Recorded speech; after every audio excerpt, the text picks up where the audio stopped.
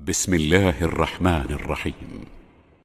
والليل إذا يغشى والنهار إذا تجلى وما خلق الذكر والأنثى إن سعيكم لشتى فأما من أعطى واتقى وصدق بالحسنى فسنيسره لليسرى وأما من بخل واستغنى وكذب بالحسنى فسنيسره للعسرى وما يغني عنه ماله إذا تردى إن علينا للهدى وإن لنا للآخرة والأولى فأنذرتكم نارا تلظى لا يصلاها إلا الأشقى الذي كذب وتولى وسيجنبها الأتقى الذي يؤتي ماله يتزكى وما لأحد عنده من نعمة تجزى إلا ابتغاء وجه ربه الأعلى ولسوف يرضى. السلام علیکم ورحمۃ اللہ وبرکاتہ. الحمد للہ رب العالمین والصلاۃ والسلام علی اشرف الانبیاء والمرسلین. رب اشرح لی صدری ویسر لی امری واحلل عقدۃ من لسانی یفقہوا قولی. اللهم فقہنا فی الدین اللهم فقہنا لما تحب وترضى. یا رب لک الحمد کما ینبغی لجلال وجهک العظیم سلطانی. اللہ سبحانہ وتعالیٰ کا احسان ہے کہ اللہ تعالیٰ نے ہم لوگوں کو مبارک جمعہ کے دن قرآن جیسی نعمت کو پڑھنے کا موقع دیا. اللہ سبحانہ و تعالیٰ قبول کرے. آج جمعہ کے دن کی جو بھی سنتیں ہیں انشاءاللہ امید ہے کہ سب نے آدھے دن کی تو ادا کر ہی لی ہوں گے کہ فجر کی فرض میں پڑھے ہوں گے سورہ سجدہ اور دہر. اس کے علاوہ کثرت سے درود شریف. پھر جن کو اللہ تعالیٰ نے توفیق دی جمعہ کی نماز صدقہ مبارک دن میں. اور پھر اس کے بعد اگلی جو گھڑی ہوگی عصر کے بعد سے لے کے مغرب اس میں دعا کثرت سے کرنا ہے اپنے لیے اپنے گھر والوں کے لیے اپنے قوم کے لیے. تو یہ مبارک دن ہے اور دو گھڑیاں جمع ہوگی. جمعہ کا مبارک دن بارش کا اترنا اور اذان جب ہوگی قبولیت کی گھڑی تو بہت ساری گھڑیاں ایک ساتھ جمع ہو جاتی ہے. تو ہمارے لیے پھر کیا حجت ہے کہ اگر ہم اللہ سے نہ مانگے. یعنی اللہ تعالیٰ تو موقع دے رہے ہیں نا ہم کو, لیکن ہم یہ ہے کہ غفلت میں ان مواقع کو گنوا دیتے ہیں. پھر شکایتیں کرتے ہیں کہ اتنا دعا مانگتے ہیں دعا نہیں قبول ہو رہی ہے. تو آپ کو موقع دیا جا رہا ہے نا, بارش اتر رہی ہے دعا مانگو. جمعہ کی گھڑی ہے ایک لمحے کی عصر سے مغرب کے بیچ میں. مغرب سے پہلے 10 منٹ 15 منٹ ٹائم نکال کے بیٹھ جاؤ اور ساری دعائیں ربنا کی اللہم کی ایک ساتھ مانگ لو. ایک تو ریویژن بھی ہو جائے گا, دوسرے یہ ہے کہ قبولیت کی گھڑی میں ساری ہی دعائیں قبول کرنے پر اللہ سبحانہ و تعالیٰ قادر ہے. تو شروع کرتے ہیں الحمدللہ سورۃ اللیل. جیسا کہ پتہ ہے کہ اللیل یعنی رات کو کہتے ہیں عربی میں. سورۃ اللیل یہ بھی مکی سورت ہے اور اس میں ایک رکوع ہے, 21 آیات ہے, 71 کلمات ہے اور 310 حروف ہے. اور ترتیب کے اعتبار سے مصحف میں اس کا نمبر ہے 92 نمبر پر. اور نزول کے اعتبار سے یہ 9ویں سورت ہے, 9 نمبر پر. سب سے پہلی سورہ علق جو ہم آگے چل کے پڑھیں گے انشاءاللہ. تو اس طرح سے اس کا نمبر آتا ہے 9 پر. یہ بھی سورت ایسی ہے کہ جس میں والشمس وضحاها والقمر اذا تلاها, تو وہاں بھی جو تمام چیزوں کے اللہ سبحانہ و تعالیٰ نے قسم کھائی ہے, تو یہاں پر بھی اللہ سبحانہ و تعالیٰ اپنی مخلوق میں سے قسم کھا رہے ہیں کہ واللیل اذا یغشا, قسم ہے رات کی جب وہ ڈھانپ لے. کیونکہ رات جب آتی ہے تو پورے زمین آسمان پر چھا جاتی ہے, ہر طرف اندھیرا ہی اندھیرا ہو جاتا ہے. لیکن ہمیشہ ایسا نہیں ہوتا, پھر ایک وقت آتا ہے کہ وہ رات چلی جاتی ہے. تو رات کی قسم کیوں کھائی ہے اللہ سبحانہ و تعالیٰ نے؟ جس طرح رات دن کو ڈھانپ لیتی ہے اسی طرح ہمارے گناہ نیکیوں پر چھا جاتے ہیں اور انسان کے اندر کا نور ختم کر دیتے ہیں. تو اس سے یہ بھی غور و فکر کرنا چاہیے کہ ہم لوگوں کو مثلاً اگر لائٹلی اس کو پڑھا جائے آیت کو, واللیل اذا یغشا, رات جب اس پر چھا جائے اندھیرا, تو ہمارے لیے کیا اس میں کیوں اللہ سبحانہ و تعالیٰ اس کے ذریعے ہم لوگوں کو غور و فکر کی دعوت دے رہے ہیں کہ اسی طرح جس طرح رات چھا جاتی ہے پوری کائنات پر اور ڈھانپ لیتی ہے ہر چیز کو، یعنی آج کے دور میں تو تصور نہیں کیا جاتا کہ ہر جگہ لائٹ ہے اور سب کچھ ہے کہ ہم کو نظر آ رہا ہوتا ہے، لیکن پہلے کے دور کا دیکھیں کہ جہاں لائٹ نہیں تھی، کوئی سہولت نہیں تھی، چراغ جلا کر لوگ وہ کرتے تھے اور باہر نکلتے تھے تو دھوپ اندھیرا، یعنی کچھ بھی نہیں، اسٹریٹ لائٹ وغیرہ یہ سب کچھ بھی نہیں ہوتا تھا۔ تو مکے میں اس دور میں جب یہ قرآن نازل ہو رہا ہے تو اس دور کی بات بتائی جا رہی ہے کہ یہ اس دور کا وہ ہے، اور آج بھی یہی ہوتا ہے، کبھی بلیک آؤٹ ہو جاتا ہے، کبھی لائٹ چلی جاتی ہے، تو کیا ہوتا ہے؟ یہی ہوتا ہے نا کہ پھر نظر ہی نہیں آتا ہے کچھ بھی، اندھیرا ہی اندھیرا۔ اگر ہمارے پاس گھر میں ٹارچ نہیں وہ نہیں ہو تو ہم دیواروں کو اور دروازوں کو اس کو پکڑ کے ٹٹولتے پھرتے ہیں۔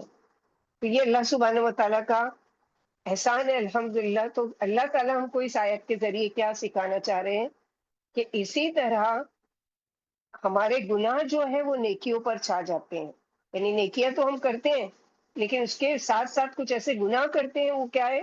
نیکیاں، جیسے ان الحسنات یذہبن السیئات، نیکیاں جو ہے برائیوں کو لے جاتی ہے، اسی طرح گناہ جو ہے وہ نیکیوں کو کھا جاتے ہیں، اور پھر اس کے ذریعے کیا ہوتا ہے؟ انسان گناہ پر گناہ کرتے کرتے اس کا دل کا نور بھی ختم، دل کا اندھیرا، دل میں اندھیرا چھا گیا اور پورا دل سیاہ کالا ہو گیا، اور پھر اس پر کوئی بھی خیر کی بات اثر نہیں کرتی۔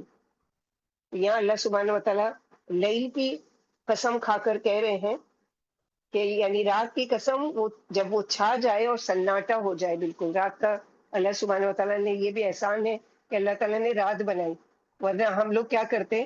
اس ٹائم بھی آرام نہیں کرتے، بلکہ اس ٹائم بھی کچھ نہ کچھ کام نکال لیتے کہ اچھا دن میں جو کام پورا نہیں ہوا اس کو رات میں کر لیتے، اور پھر ہم وہ جو نعمت ملی ہے کہ ہم اس وقت آرام کریں اس کے فائدہ نہیں اٹھا پاتے۔ جیسے بہت سی جگہ پر ایسا ہوتا ہے نا اس طرح سے کہ مثلا نائٹ ڈیوٹی لوگ کرتے ہیں، اب ان لوگوں نے اس چیز کو چینج کر دیا، وَجَعَلْنَا لَيْلًا لِبَاسًا، جیسے ہم لوگ سورہ نبا میں پڑھ چکے کہ رات کو تو ہم نے ڈھانکا ہے، لباس بنایا ہے، یعنی سب کام رکھ دو، اس پر کپڑا ڈال دو، یعنی بند کرو اور سو جاؤ، آرام کرو۔ لیکن ہم نے کیا کیا کہ وہی ہے کہ بعض لوگوں کی عادتیں ہوتی، پوری پوری رات جاگتے ہیں اور صبح سوتے ہیں، تو ہم نے اس سسٹم کو خراب کر کے اپنی صحت پر اس کا کتنا برا اثر پڑتا ہے وہ ساری چیزیں اگر گوگل پر سرچ کریں کہ راتوں کو جو جاگتے ہیں ان کو کون کون سی بیماریاں لاحق ہوتی ہیں اور کون کون سی پریشانیاں ہوتی ہے، کتنے دماغی مریض بن جاتے ہیں، کتنے ڈپریسڈ ہو جاتے ہیں، کیونکہ دن میں بھی ان کو کام ہوتا ہے، دن میں آرام نہیں، رات بھر کام کر کے تھکے ہوئے، تو آرام جب دماغ کو نہیں ملے گا، جس کو نہیں ملے گا، تو اللہ سبحانہ و تعالیٰ نے جو سسٹم بنایا ہے کہ اندھیرا کر دیا کہ اب سو جاؤ، اس کا مطلب، لیکن ہم جو ہے اپنے مرضی کے مطابق اس کو وہ کرتے۔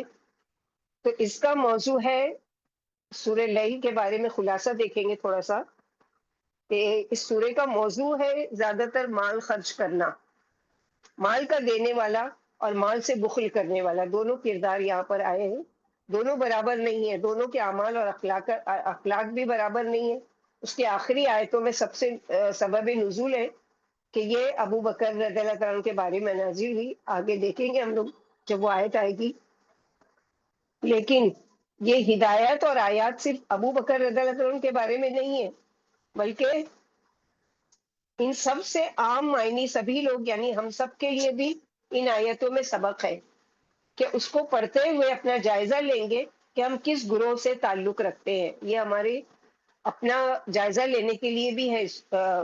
ساری قرآن کی آیتیں ہم کو غور و فکر کی دعوت دیتی ہے، اپنے آپ کو دیکھنے کے لیے کہ اپنے آپ کو اس میں ٹٹولو اور دیکھو کہ تم کہاں ہو اور تم کیا کر رہے ہو، کیا تم جن کی تعریف کی اللہ تعالیٰ نے ان میں سے ہو، یا اللہ تعالیٰ نے جن کی برائی کی ہے ان میں سے ہو، تم کس میں سے ہو، یہ ہم کو اپنا جائزہ لینا ہے۔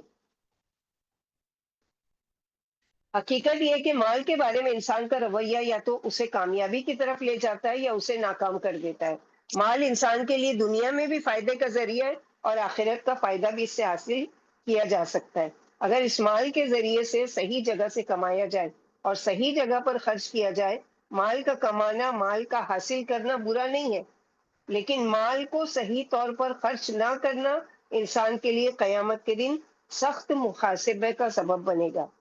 اسی طرح سورت میں انسانی نفس کی بھی بات کی گئی ہے، جیسے کہ سورج شمس، بلد، فجر سے نفس کی بات چل رہی ہے، بلکہ سورت شمس اور لیل کو دیکھیں تو دونوں مل کر ایک جوڑا بنتی ہے، ایک پیر بنتی ہے، کیونکہ ان میں بہت سے مضامین ایک دوسرے سے ملتے جلتے ہیں۔ وہاں پر بھی اللہ تعالیٰ نے سورج کی قسم کھائی ہے، یہاں پر چاند کی بھی قسم کھائی ہے، رات کی بھی۔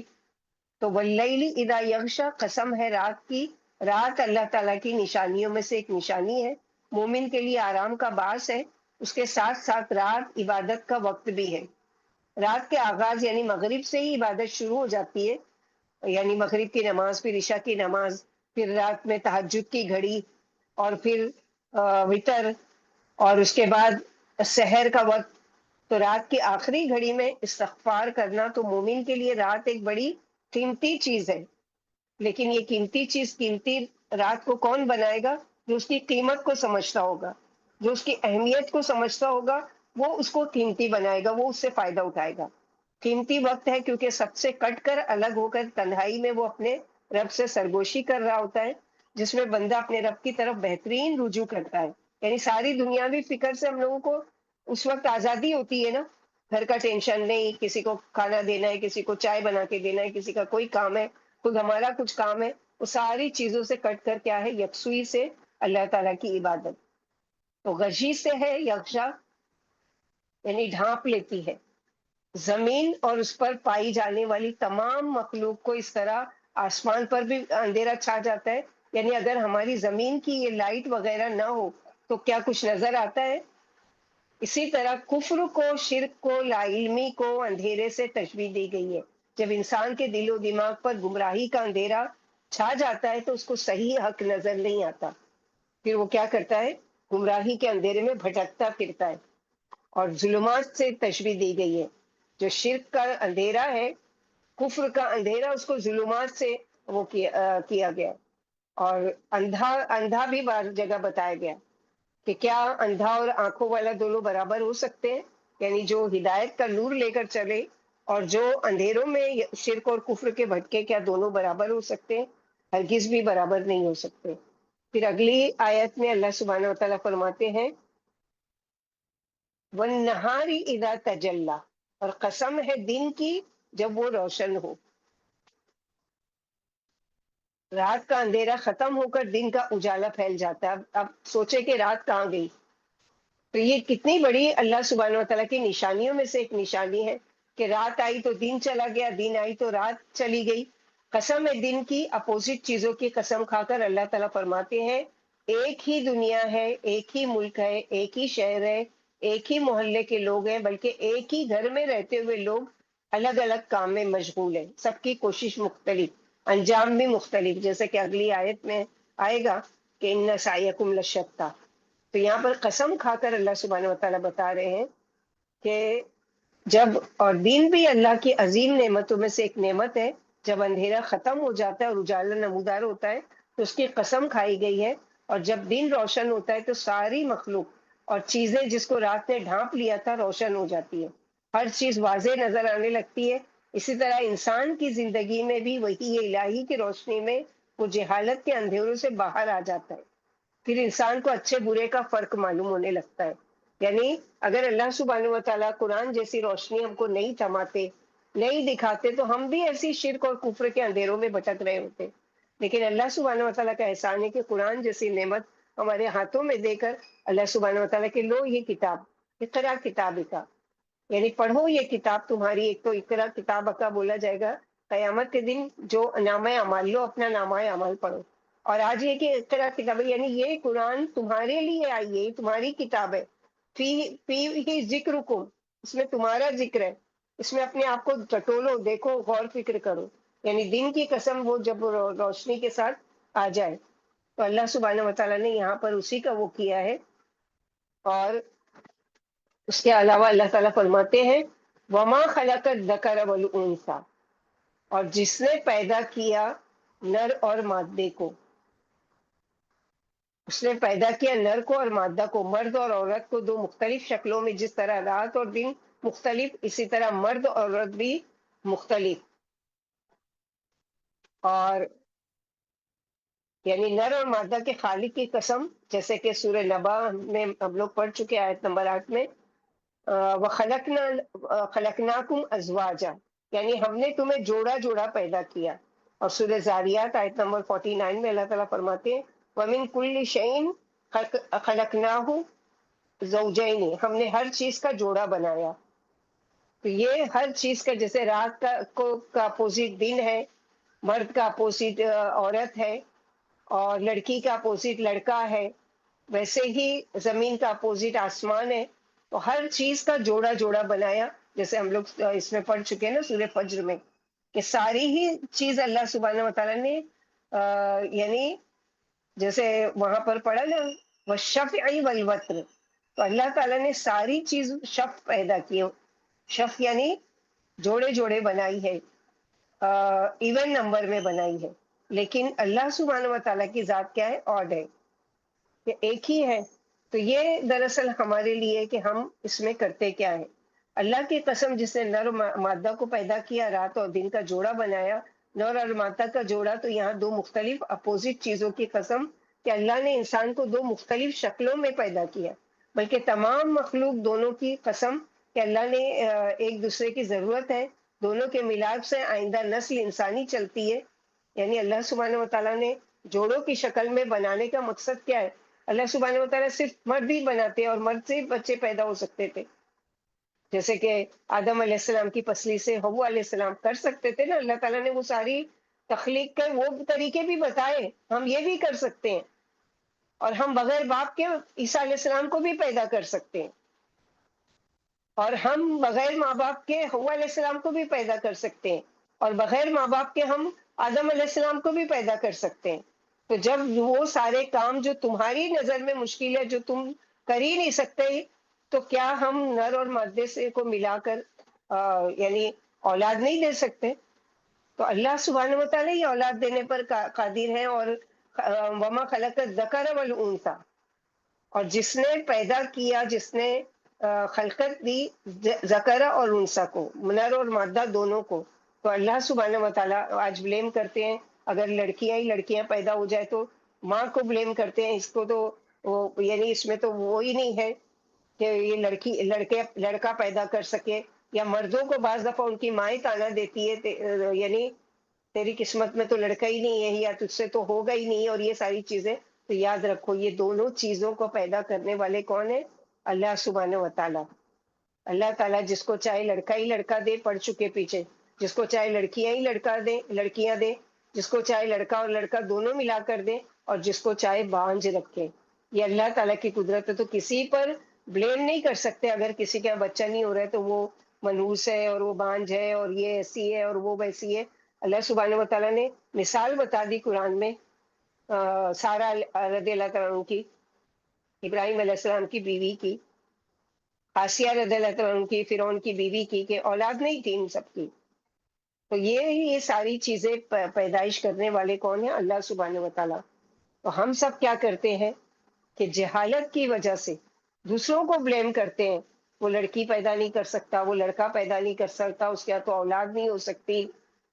تو کتنی یعنی بری بات ہے کہ اللہ تعالیٰ کی جو صفات ہے اس کا خالق اور مالک کون ہے؟ اللہ تعالیٰ، اور اس کو کسی اور کی طرف منسوب کرنا.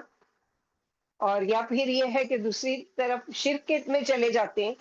ایک طرف تو الزامات لگاتے ہیں کہ یہ نہیں کر سکتے، دوسری طرف شرک میں چلے جاتے ہیں کہ اولاد نہیں ہو رہی ہے، لڑکا نہیں ہو رہا ہے، یا لڑکی نہیں ہو رہی ہے، فلاں جگہ منت مان لو، فلاں جگہ چادر چڑھا لو، فلاں جگہ دھاگا باندھ دو، فلاں کی جگہ کی مٹی کھا لو، اور فلاں جگہ کا پانی پی لو.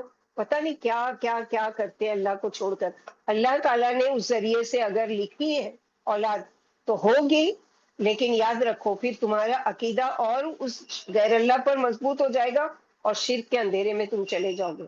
اولاد تو مل گئی، لیکن نقصان کتنا بڑا اٹھایا تم نے دنیا اور آخرت کا اگر تم نے اس کام سے توبہ نہیں کی. تو اللہ سبحانہ و تعالیٰ سے توبہ کرنا چاہیے، اللہ سے معافی مانگنا چاہیے. اگر اولاد نہیں ہے تو اللہ کی رضا پر راضی رہنا چاہیے کہ انشاءاللہ باذن اللہ اللہ تعالیٰ جنت جو ہے نا کہ ہر خواہش کو پوری کرنے والی.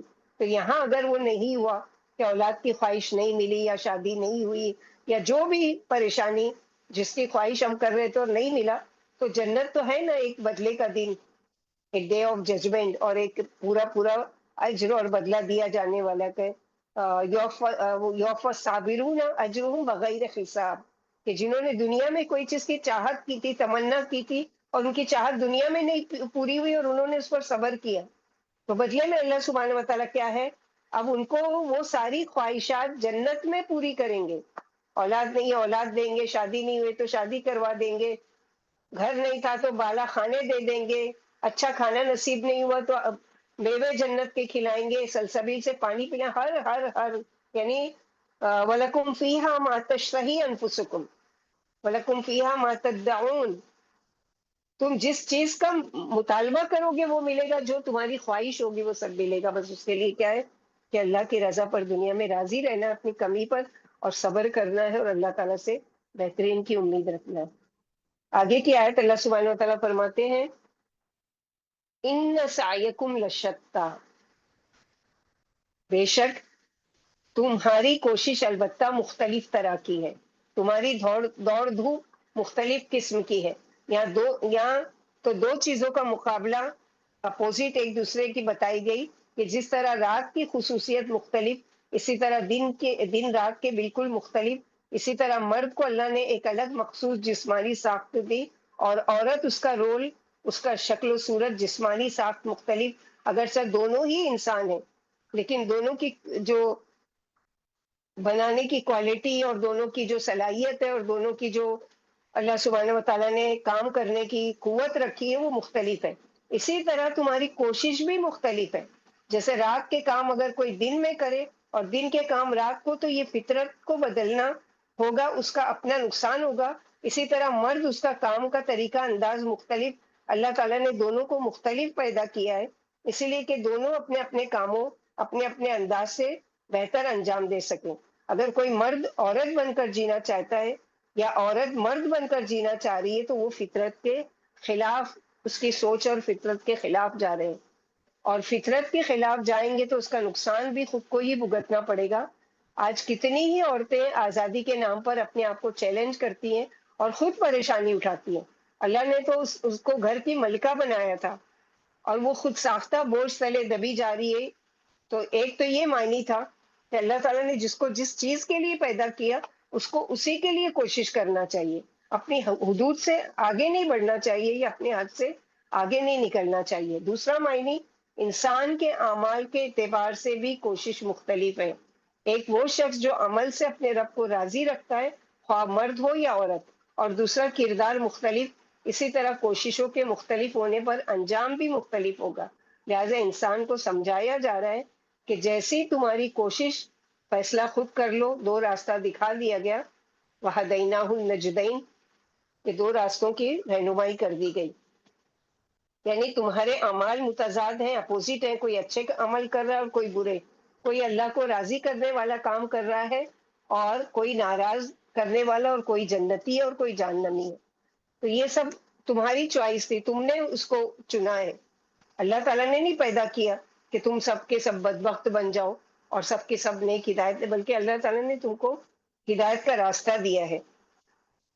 جیسے خلقت میں تم مختلف، اسی طرح تمہاری کوششیں بھی مختلف ہے، دونوں کے مقاصد مختلف۔ تو شتیٰ تشیت یعنی تشیت کی جمع ہے شتیٰ، یہاں سعی استعمال ہوا ہے، سعیکم، سعی استعمال ہوا ہے یعنی بھاگ دوڑ کرنا، تیز تیز چلنا۔ تو ہر ایک کی بھاگ دوڑ کیا ہے، کوششیں مختلف، جیسے عورتوں کے کام مختلف، مردوں کے کام مختلف۔ پھر اسی طرح ہر کام کا جائزہ لیں، یعنی صبح جب نمودار ہوتی ہے تو صبح تو سب کے لیے ایک جیسی ہی ہوتی ہے، مگر کسی کو فکر ہوئی کہ میری فجر کی نماز نہیں چھوٹنی چاہیے یا دیر نہ ہو جائے، اور وہ وقت پر اٹھ جاتا ہے۔ دوسرا کردار، مرد ہو یا عورت، کوئی بھی ہو سکتے ہیں، صبح اس پر بھی آئی مگر یہ غفلت کی نیند میں پڑا سوتا رہا، بے فکر ہو کر، پرواہ ہی نہیں، تیاری ہی نہیں کیا کہ نماز اٹھ کر پڑھنا ہے، تو اس کی کوشش کیا ہے، مختلف۔ اسی لیے آخرت کا انجام بھی مختلف اور دونوں کا اخلاق بھی مختلف، دونوں کا پھر دن کیسا گزرے گا، دن بھی مختلف، ایک کا منوسیت سے بھرا ہوا اور دوسرے کا اللہ تعالیٰ کی رضا کے ساتھ۔ اسی طرح انسان کی عبادات میں بھی صرف نیت کی تبدیلی کی وجہ سے اجر و ثواب بھی مختلف۔ اسی طرح گھر سے نکلنے والوں کی بھی کوششیں مختلف، یعنی کوئی نیکی کمانے نکلا، کوئی شر، کوئی کسی کی مدد کے لیے نکلا، اور کوئی کسی کو نقصان پہنچانے کے ارادے سے نکلا۔ اسی طرح اس وقت سب ہی، جیسے ابھی ہم سبھی قرآن سن رہے ہیں نا، لیکن سب کا سننا ایک جیسا نہیں ہے۔ کچھ بڑے غور سے پورے دل و دماغ کو حاضر رکھ کر سن رہے ہیں، لکھ رہے ہیں، اور کچھ ہے جو کیا کر رہے ہیں، اپوزٹ ہے، یعنی اپنے کاموں میں لگے ہوں گے کہ بس سننا ہے۔ تو دونوں کی کوششیں مختلف ہیں۔ کچھ اس علم کو اس لیے اپنے اندر جذب کریں گے کہ اس کے ذریعے اچھے عمل کریں گے اور اس کے آگے تعلیم دیں گے، اور کچھ بس پارہ مکمل ہو، قرآن مکمل ہو کافی ہے۔ کسی کی نیت پر یہاں پر طنز نہیں کرنا مقصود ہے۔ مقصد کیا ہے کہ ایک کامن بات کی جا رہی ہے، کیونکہ اصل ہماری حالت، ہمارے دل کی نیت اللہ کو سب سے زیادہ پتہ ہے کہ کس نے صرف دنیا کے لیے کوشش کی اور کس نے آخرت کے لیے کی۔ کوششیں اور محنت کی، دونوں کے انجام بھی فرق ہے۔ تو ہر چیز، جیسے جنت کا اور جہنم کا جوڑا بنایا، تو جنت کس کے لیے؟ جس نے اللہ تعالیٰ کی رضا و خوشنودی کے لیے محنت کی، کوشش کی، اور اس کو حاصل کرنے کا والے کام کیے، اور اللہ تعالیٰ سے دعا بھی کرتا رہا، اور اللہ تعالیٰ یعنی جنت میں لے جانے والے اعمال کرتا رہا، جہنم سے بچنے کی کوشش بھی کی، جہنم میں جانے والے اعمال سے بھی اپنے آپ کو بچاتا رہا۔ تو یہ ساری چیزیں، تو یہ دراصل کیا ہے کہ سب کی کوششیں مختلف ہیں، انجام بھی مختلف ہے۔ اب یہ ہمارا امتحان کہ ہم سب کس چیز کے لیے کوشش کر رہے ہیں۔ ایک انسان کماتا ہے کہ عیش سے زندگی گزارے اور اس کے بال بچے خوش رہیں، اور دوسرا کہ میں کماؤں تاکہ اللہ کی راہ میں صدقہ دے سکوں۔ جیسے کہ ایک صحابیہ کے بارے میں آتا ہے کہ کچھ بھی نہیں تھا ان کے پاس، لیکن کوشش کی انہوں نے، کیا کی کہ جو یہ جانور لوگ اونٹ وغیرہ ذبح کرتے تھے اور اس کی اوجڑی وغیرہ کچرے میں پھینک دیتے تھے، وہ جاتی تھی اور اس کو اٹھا کر لاتی تھی اور اس کی پوری گندگی نکال کر اس کو سکھاتی تھی، اور اس سے رسی بنا کر بیچتی تھی، اور جو پیسہ ملتا تھا اتنی محنت سے اس کو کیا کرتی تھی؟ صدقہ کرتی تھی۔ اسی طرح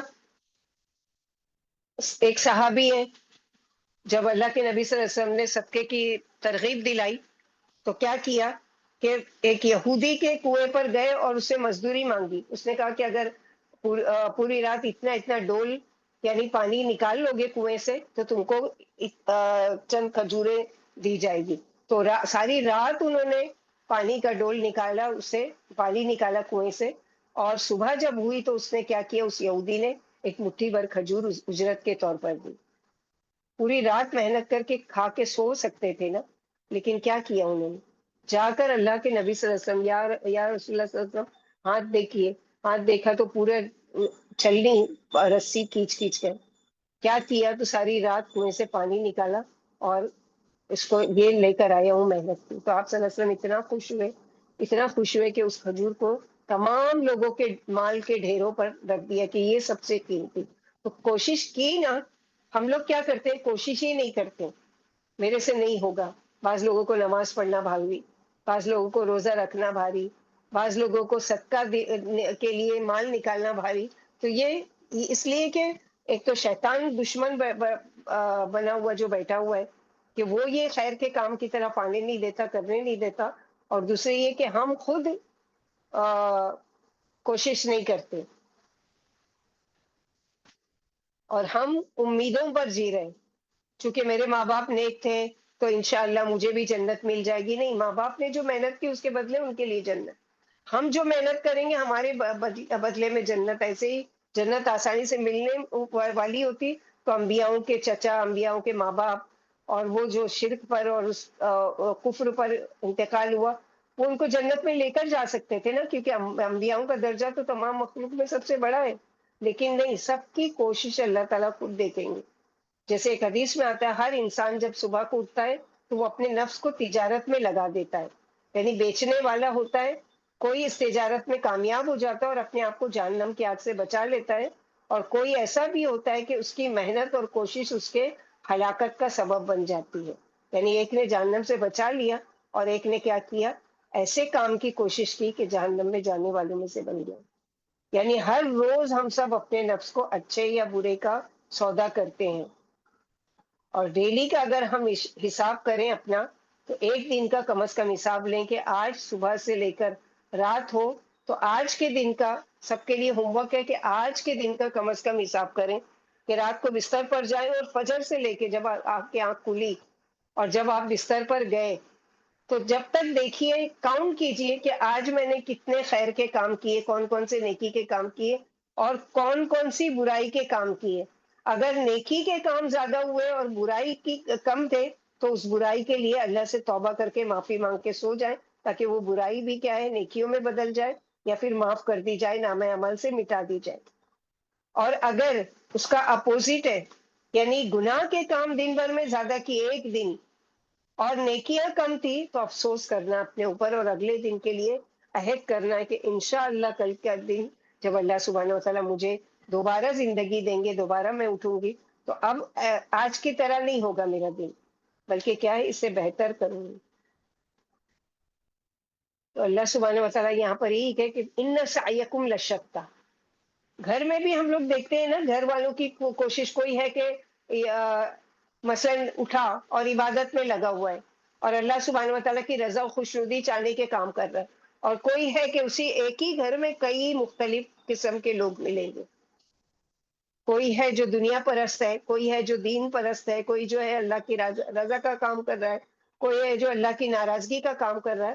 تو اللہ سبحانہ وتعالیٰ جو ہر ایک کی رگ رگ سے، کیونکہ وہ خالق ہے، وہ ہر ایک کے دلوں کا حال، ہر ایک کی رگ رگ سے واقف ہے کہ کون کیا کر رہا ہے اور کس کے لیے کیسا انجام ہونا چاہیے۔ تو کوشش ہمارے اوپر چھوڑ دی گئی ہے، چوائس ہم کو دی گئی ہے کہ تم کیا کرتے ہو۔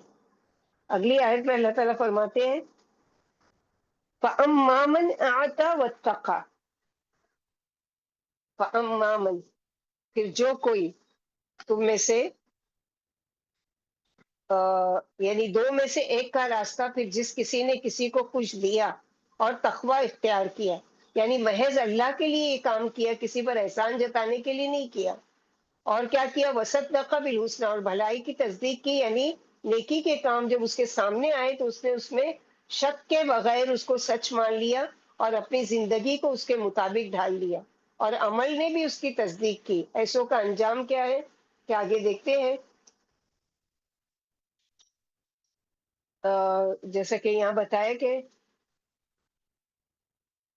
وَأَمَّا مَنْ آتا، اب یہاں مثال سے کچھ چیزیں سمجھائی گئی ہیں کہ کوششوں کا فرق کیسے ہوتا ہے۔ آتا دیا، لیکن یہ نہیں بتایا کہ کیا دیا۔ دینے میں کیا کیا آتا ہے؟ سب سے پہلے مال، پھر کسی کو علم دینا، کسی کو اپنا وقت دینا، کسی کو اچھا مشورہ دینا، کسی کے سوال کا جواب دینا، یعنی جو بھی نیکی کے کام تھے، اعمال تھے، وہ سب کیے۔ واتقا، اور وقایا سے، جو بچ گیا، کس سے؟ گناہ سے اور اس کے برے انجام سے۔ اور یہاں یہ بھی مراد ہو سکتا ہے کہ بخل سے بچ گیا، کیونکہ مال کو خرچ کیا تو جس نے دیا اور تقوی کیا، یعنی دینے کے بعد کسی تکبر کا شکار نہیں ہوا، کہ جیسے ہم لوگ پڑھ چکے سورہ بلد میں کہ اہلکت مال اللبدا، یہ نہیں کہا اس نے، بلکہ کر کے بھی ڈرتا رہا، جیسے کہ اللہ سبحانہ وتعالیٰ نے قرآن میں فرمایا والذین یؤتون ما آتوا وقلوبهم وجیلہ انہم الی ربہم راجعون، وہ لوگ جو دیتے ہیں اور دے کر بھی ان کے دل ڈرتے رہتے ہیں کہ وہ اپنے رب کی طرف واپس جانے والے ہیں، پتہ نہیں قبول ہوا یا نہیں، یا اس معنی میں بھی کہ یہاں تقوی آیا ہے کہ کر کے ڈرنا اللہ سبحانہ وتعالیٰ کے، کہ کہیں اللہ سبحانہ وتعالیٰ ہم سے ناراض تو نہیں ہے۔ تو یہاں پر تعریف کی گئی ہے ان لوگوں کی کہ جو وصدق بالحسنی، اور اس نے سچ مانا بھی اور سچ کی تصدیق بھی کی۔ حسنی احسن کی مؤنث ہے، یعنی اشارہ ہے اچھے عمل کی طرف، اور افضل عمل کیا ہے؟ سب سے اچھا عمل لا الہ الا اللہ، یعنی جس نے توحید کا اعلان کیا، اللہ کے ایک ہونے کی تصدیق کی، دوسرا یہ کہ نبی صلی اللہ علیہ وسلم کی ساری باتوں کی تصدیق کی، قرآن کے علاوہ شریعت کی بھی تصدیق کی، تیسرا معنی یہ کہ آخرت کی بھی تصدیق کی کہ اللہ کا وعدہ ہے کہ جو اس کی راہ میں خرچ کرے گا اس کے بعد اللہ تعالیٰ اس کے پیچھے اور لے آئیں گے، یعنی بڑھا کر دیں گے، واپس لوٹائیں گے، اس کی تصدیق کی، کیونکہ وعدہ حق، یعنی اللہ کا وعدہ سچا ہے۔ پھر حسنہ سے مراد جنت بھی ہے کہ اس نے جنت کو سچ مانا اور اس کے حصول کے لیے اپنے مال، اپنا علم، اپنی قوت کو خرچ کیا. تو اگر ان سارے کاموں کو الگ الگ بتایا جاتا تو کاموں کی کتنی لمبی لسٹ بن جاتی، مگر حسنہ کہہ کر تمام خیر اور نیکی کو ایک لفظ میں اللہ سبحانہ وتعالیٰ نے سمیٹ دیا. یہ ہے قرآن کی بلاغت، قرآن کا جامع ہونا، کہ کم لفظوں میں زیادہ بات. لِأَحْسَنِ الْحُسْنَ وَزِيَادَةٍ، جیسے دوسری جگہ فرمایا گیا کہ لِأَحْسَنِ الْحُسْنَ وَزِيَادَةٍ، یعنی زیادہ سے مراد جنت. صدقہ بالحسنہ میں کیا کیا آیا؟ نمبر 1 لا الہ الا اللہ پڑھا، نمبر 2 پھر تقوی اختیار کیا، نمبر 3 آتا یعنی اس نے انسانوں کی خدمت کی، لوگوں کے ساتھ اچھا معاملہ کیا، اور دوسرا یہ کہ جب آپ دیتے ہیں اور نیکی کے کام کرتے ہوئے بھی ڈرتے ہیں اور اللہ کے وعدے پر یقین رکھتے ہیں، تبھی آپ ایک اچھے انسان بنتے ہیں. کیونکہ دینے والے تو دنیا میں بہت سے ہیں، بہت بڑے بڑے چیریٹی کے کام کر رہے ہیں، مگر وہاں وصدقہ نہیں ہے، یعنی ایک اللہ کو نہیں مانتے، اور تقوی بھی نہیں ہے، ریاکاری ہے، دکھاوا ہے، شہرت پرستی ہے. تو تقوی نہیں ہے، اس لیے ان کی ساری نیکیاں قابل قبول نہیں ہے. دوسری کیٹیگری کے لوگ کیا ہیں؟ آتا و تقا تک رہتے ہیں، مگر صدقہ بالحسنہ کی بات ان کے اندر نہیں ہوتی. وہ دنیا کے دکھاوے کے لیے دیتے رہتے ہیں، اللہ کے وعدوں پر ان کا یقین نہیں ہوتا کہ آخرت میں اس کا بدلہ ملے گا، اس لیے دنیا سے ہی ملنے والا جلد اجر وہ چاہتے ہیں. کلا بل تحبون العاجلہ وتذرون الآخرہ، یعنی تم ہرگز نہیں، تم جلدی ملنے والی دنیا کی محبت رکھتے ہو اور آخرت کو تم چھوڑ دیتے ہو، آخرت کو تم بھول جاتے ہو. تو وصدق بالحسنہ میں یہ ساری چیزیں آتی ہیں. اور اللہ سبحانہ وتعالیٰ جیسے یہاں بتا رہے ہیں کہ یعنی جو نیکیوں پر مال خرچ کرتا رہا، گناہوں سے بچتا رہا، جزائے اعمال پر یقین لے آیا اور توحید کا قائل ہو گیا، یا جس نے اللہ کی نعمتوں کی تصدیق کی، جو کچھ اللہ تعالیٰ نے دیا اس کو کس کی طرف منسوخ کیا؟ یہ میرے رب نے مجھے عطا کیا ہے، یہ میرے رب نے مجھے دیا ہے. اور نماز روزے کا پابند رہا اور زکوٰۃ و فطرہ دیتا رہا. نبی صلی اللہ علیہ وسلم سے حسنہ کے بارے میں پوچھا گیا، فرمایا اس سے مراد جنت ہے. یعنی بھلائی یا جنت کا راستہ ایسوں کے لیے اللہ تعالیٰ کیا کرتے ہیں؟ پھر آسان کرتے ہیں. فَسَنُيَسِّرُهُ لِلْيُسْرَىٰ، جو نیکی کی کوشش کرتا ہے ہم اس کے لیے اس راستے کے لیے آسانی کر دیتے ہیں. جیسے اللہ تعالیٰ فرماتے ہیں جو نیک یعنی جو ایک ہاتھ میری طرف آتا ہے، میں کیا کرتا ہوں؟ اس کی طرف چل کر آتا ہوں. یعنی دنیا میں تو اس کو راستہ آسان لگتا ہے گناہ کا، مگر آگے اس کا راستہ مشکل کر دیں گے. جیسے آگے کی آیت میں ہے اسرا اور یسرا، یہ بھی دو اپوزٹ ورڈ، دو اپوزٹ چیزیں اللہ سبحانہ وتعالی نے. تو پھر اس کی آسانی کی طرف رہنمائی کریں گے، یعنی آخرت میں اس کا انجام بہت اچھا ہوگا. کیونکہ عموماً جب انسان اس راستے کی یعنی اللہ کے بتائے ہوئے راستے کی طرف آتا ہے تو شروع میں کیا ہوتا ہے؟ اس کو یہ مشکل نظر آتا ہے، مگر جب انسان اس راستے پر چل کر لذت محسوس کرتا ہے اور اپنے نفس سے، اپنے ماحول سے، شیطان سے لڑ کر آگے بڑھتا چلا جاتا ہے، اللہ تعالیٰ پھر اس کے راستے کو آسان کرتے ہیں. پھر وہ اس پر چل کر تنگی محسوس نہیں کرتا، اور آخر کا انجام بھی اس کا بہتر بن جاتا ہے، اور جنت کا راستہ بھی اس کے لیے آسان ہو جاتا ہے. تو ہمیشہ تنگی کے ساتھ ہی آسانی ہے. جیسے آگے ہم پڑھیں گے فَإِنَّ مَعَ الْعُسْرِ يُسْرًا إِنَّ مَعَ الْعُسْرِ يُسْرًا. بخاری کی حدیث ہے کہ تم عمل کرو، ہر شخص جس کے لیے وہ پیدا کیا گیا ہے وہ اس کے لیے آسان کر دیا جائے گا. جو اہل سعادت میں سے ہوتا ہے اس کو اہل سعادت والے عمل کی توفیق دی جاتی ہے، اور جو اہل شقاوت یعنی بدبختوں میں سے ہوتا ہے اس کے لیے وہی راہ آسان کر دی جاتی ہے. اسی لیے ہم لوگوں کو چاہیے کہ دعا ہمیشہ پڑھتے رہیں کہ اللہم ان کنت کتبتنا اشقیاء فمحنا واکتبنا من السعداء وان کنت کتبتنا من السعداء فثبتنا وعندک الکتاب. کیونکہ آپ کے اختیار میں ہے. تو فَسَنُيَسِّرُهُ لِلْيُسْرَىٰ، جلد ہی عنقریب نہایت آسان راستے کی سہولت دیں گے، یعنی اس کے لیے پھر جنت کا راستہ آسان کر دیں گے. اور سب سے آسان راستہ دین کا راستہ، کیونکہ نبی صلی اللہ علیہ وسلم نے فرمایا میں ایسا دین دے کر بھیجا گیا ہوں جو بہت آسان ہے، جو بہت سہل ہے، اور بہت یعنی آسان ہے دین پر عمل کرنا. لیکن کچھ لوگوں کے لیے تو یہ پہاڑ لگتا ہے، بڑا مشکل لگتا ہے. کن کے لیے؟ جن کے اندر یہ اوپر والی کوالٹی نہیں آئی ہے، یعنی آتا و تقا و صدقہ والی کوالٹی نہیں آئی ہے، کیونکہ جس کا دل بخل سے کھل جاتا ہے وہ دینے والے بن جاتے ہیں، تو ان کے لیے نیکی کا راستہ بھی آسان ہو جاتا ہے۔ دوسرا معنی ہے اس کے لیے کہ ہم اس کے کام آسان کر دیں، یعنی جو دوسروں کو دیتا ہے، جو صدقہ خیرات کرتا رہتا ہے، جو دوسروں کے لیے بھلائی کرتا رہتا ہے، ہم اس کے لیے آسانیاں پیدا کرتے رہتے ہیں۔ اس لیے کہا جاتا ہے نا کہ زندگی میں جب کوئی مشکل آ جائے تو دوسروں کی مدد کرو، اللہ تمہاری مدد کریں گے۔ واللہ فی عون العبد ما کان العبد فی عون اخیہ، کہ بندہ جب تک بندہ اللہ کے بندوں کے کام میں لگا رہتا ہے، اللہ تعالیٰ اس کی مدد کرتے رہتے ہیں۔ تو صدقہ کرو جو بلاؤں کو ٹالتا ہے، دوسروں کے دلوں میں اپنے لیے، آپ کے لیے شکر گزاری کے جذبے پیدا ہوں گے، اور آپ اس کے بدلے ان سے نہیں کہیں گے کہ میرے لیے دعا کرو، بلکہ وہ خود دل سے آپ کے لیے دعا کریں گے۔ صدقے کا سب سے بڑا فائدہ کہ تمام نیکی کے کام کرنا آسان ہو جائے گا۔ فَسَنُيَسِّرُهُ لِلْيُسْرَىٰ، کیونکہ کتنے ہی ایسے ہیں کہ ان کے لیے نماز پڑھنا بھاری ہے، جیسے کہ سورہ بقرہ میں بتا چکے کہ لَكَبِيرَةٌ إِلَّا عَلَى الْخَاشِعِينَ، یعنی بہت بھاری ہے لیکن خاشعین کے لیے، یعنی خاشعین کے لیے نماز پڑھنا بہت آسان ہے۔ جو اللہ تعالیٰ کے لیے نماز پڑھتے ہیں، جو اللہ تعالیٰ کے لیے خشوع اختیار کرتے ہیں، ان کے لیے نماز بھاری نہیں ہے۔ الا علی الخاشعین یعنی بھاری ہے باقی کے۔ اسی طرح اللہ سبحانہ وتعالیٰ یہاں فرما رہے ہیں روزہ رکھنا بڑا مشکل ہے، اسی طرح ان کے لیے صدقہ کرنا بڑا بھاری ہے، جبکہ نبی صلی اللہ علیہ وسلم کے لیے یہ سب آسان تھا کہ وہ اپنی ذات کے لیے کچھ بھی نہیں باقی رکھتے تھے۔ تو اللہ تعالیٰ کا وعدہ ہے کہ الراحمون یرحمهم الرحمن، رحم کرنے والوں پر رحمان کی رحمت آتی ہے۔ تو ان آیتوں میں اچھی کوششوں کا بہترین صلہ بتایا گیا، اور یہ صرف آخرت میں ہی نہیں بلکہ دنیا میں بھی آسانیوں کی طرف اشارہ ہے، یعنی اللہ تعالیٰ اس کے لیے دنیا بھی آسان کر دیں گے۔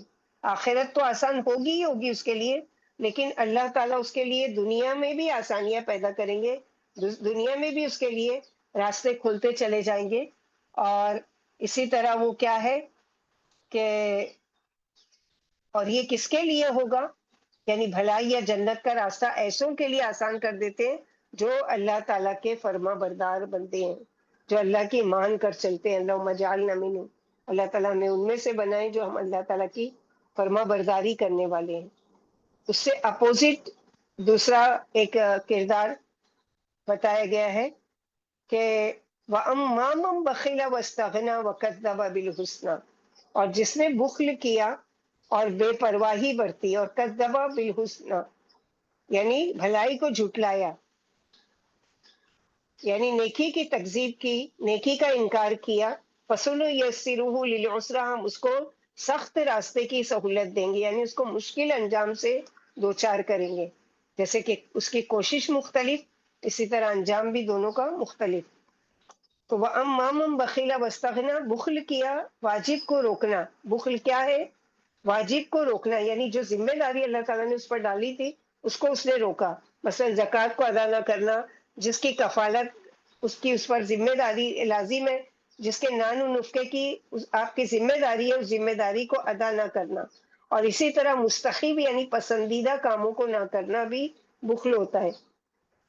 وہ جو زکوٰۃ اور صدقہ کرنے سے دوسروں کو اپنے مال سے فائدہ اٹھانے دینے سے رک گیا اور خود بھی رکتا ہے، دوسروں کو بھی روکتا ہے، جیسے کہ پیچھے پڑ چکے یبخلون ویأمرون الناس بالبخل، کہ وہ خود بھی بخل کرتا ہے اور لوگوں کو بھی بخل کے کرنے سے، یعنی بخل کے کام کا حکم دیتا ہے۔ اس طرح سے انسان دوسروں پر احسان کرنے سے رک جاتا ہے کہ میں تو اس کو کچھ دوں گا ہی نہیں، اس کے ساتھ بھلائی کرنے کا کوئی فائدہ ہی نہیں ہے۔ واستغنا، کس چیز سے بے پرواہی برتی؟ نمبر ایک اللہ سبحانہ وتعالیٰ سے، اللہ سبحانہ وتعالیٰ کو اپنا الہ ہی نہیں مانا، حالانکہ انسان اللہ کا فقیر ہے، جیسے کہ اللہ سبحانہ وتعالیٰ قرآن میں فرماتے ہیں یا ایھا الناس انتم الفقراء هو الغنی العلیم، اے لوگوں تم سب اللہ کے محتاج ہو، مال اس کا الہ بن گیا، لہٰذا اس کو اصل الہ کی زندگی میں ضرورت ہی نہیں رہی، بے پرواہی برتی اس نے۔ اور حالانکہ بے نیاز ذات کس کی ہے؟ صرف اللہ سبحانہ وتعالیٰ کی، اللہ الصمد، دوسرا معنی یہ ہے کہ بندوں سے بے نیازی برتی، یعنی مجھے کسی کی پرواہ ہی نہیں ہے، مجھے کسی کی ضرورت نہیں ہے، تکبر، اپنے آپ کو بڑی چیز سمجھنا، کوئی بھوکا ہے تو اس کی بھوک اس محسوس نہیں کرتا، کوئی بیمار ہے یا مقروض ہے تو اس کے درد کو محسوس نہیں کرتا۔ ایسا کیوں کرتا ہے وہ؟ کیونکہ مال کے بھروسے پر، یعنی میرے پاس مال ہے، اس سے میں ہر چیز خرید سکتا ہوں، مجھے کسی کی پرواہ نہیں ہے، تو یہ بخیل کے ساتھ بے وقوف بھی ہے کہ وہ لگژری بیڈس تو خرید سکتا ہے، کیا وہ نیند خرید سکتا ہے؟ نہیں۔ اسی طرح مہنگے سے مہنگے کھانے تو خرید سکتا ہے، لیکن کھانے کی یا تو ڈاکٹر نے بیماری کی وجہ سے اس کو ایک لسٹ پکڑا دی کہ یہ نہیں کھا سکتے، کیا وہ اس کو خرید سکتا ہے؟ یعنی اپنے کھانے کو، بھوک کو خرید سکتا ہے؟ اسی طرح مال سے کیا دل کا سکون، خوشیاں خریدی جا سکتی ہیں؟ کتنے ہی بڑے بڑے بزنس مین، مالدار، گاڑی بنگلہ، سونے سے لدی ہوئی ہے ان کی بیویاں، مگر خوشی نہیں ہے۔ کیوں؟ کیونکہ شوہر کو ان کو دینے کے لیے ٹائم ہی نہیں ہے۔ تیسرا معنی یہ ہے واستغنا، کہ دین سے بے پرواہی، مجھے دین کی بھی ضرورت نہیں ہے۔ اور یہ چیز آپ سب نے مشاہدہ کیا ہوگا کہ جن لوگوں کے پاس مال زیادہ ہوتا ہے، جن کے پاس عقل، علم، ہنر، ڈگری دوسروں کی نسبت زیادہ ہوتی ہے، دین سے اتنی ہی ان کی دوری ہوتی ہے، نماز سے اتنی ہی لاپرواہی۔ ہاں بس جمعہ پڑھ لیے کافی ہے، دنیا تو انجوائے کرنے کی چیز ہے، اتنا سب کچھ ہے، اب کیا انجوائے نہیں کریں گے؟ اور اس کی انجوائمنٹ میں دینے والے کو اور اپنے دنیا میں آنے کے اصل مقصد کو ہی بھول جاتا ہے۔ اس کے برعکس غریب، مسکین، محتاج، فقیر ہوتے ہوئے ان کو جب کوئی خیر کی بات بتائی جاتی ہے تو خوشی خوشی مان لیتے ہیں اور آگے بڑھ جاتے ہیں۔ جیسے کہ نبی صلی اللہ علیہ وسلم پر ایمان لانے والوں میں اکثریت کن لوگوں کی تھی؟ غریب لوگوں کی، حالانکہ کچھ مالدار بھی تھے، جن میں ابو بکر صدیق رضی اللہ تعالیٰ عنہ تھے، سب سے پہلے ایمان لائے مردوں میں سے، لیکن ایسے لوگ کم ہی تھے۔ تو یہ بہت بد اخلاقی اور بدترین کوالٹی ہے کہ انسان اپنے آپ کو اللہ سے، اللہ کے بندوں سے، اللہ کے دین سے بے نیاز سمجھے اور اپنے آپ پر، اپنے مال پر بھروسہ کرے۔ کس کے کام آیا ہے مال کبھی؟ یا تو مال چھوڑ گیا یا وہ خود مال کو چھوڑ گئے۔ تو ہے نا یہ دھوکے کی چیز، جس کے بھروسے پر وہ جیتا رہا کہ میرا مال مجھے کام آئے گا۔ بیمار پڑا ہوا ہے، جسے میں نے ایک مرتبہ مثال بتائی تھی نا، ایک ملونیئر کی، کہ اس کو ایسی بیماری لگی کہ صرف اس کا تھوڑا سا آنکھ جھپکتی تھی، تھوڑا دماغ چلتا تھا، باقی ہاتھ، پیر، پاؤں اور جسم کا ہر اعضا پیرالائزڈ۔ اب اس کے پاس اربوں کی دولت، دنیا بھر کی، اور سارے ہی لوگ اس کو چھوڑ کر چلے گئے، یعنی بیوی بچے اور جتنے بھی تھے۔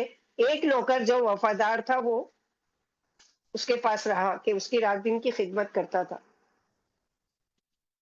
تو اس کو اللہ سبحانہ وتعالیٰ نے اتنی وہ صلاحیت دی تھی کہ مطلب وہ جو کمپیوٹر پر اس کو وہ کر کے، ایک تو سائنسدان تھا جس کے بارے میں مشہور ہے، اور ایک یہ شخص تھا کہ کمپیوٹر پر لکھ کر سمجھاتا تھا، یہ اسے یہاں کی نہیں، یورپ وغیرہ کی، جہاں پر نوکر لوگ بھی انگلش کی لینگویج سمجھتے ہیں، اور وہ بھی تو وہاں پر وہ تو اس نے رات کو بیٹھ کے ٹائپ کیا، جب رات کی گھڑی میں اس کا نوکر جو اس کے پاس ہی رہتا تھا 24 گھنٹہ، وہ سو گیا، اور اس نے اس کو جگانا مناسب نہیں سمجھا، اس کی پیٹھ میں کجلی ہو رہی تھی۔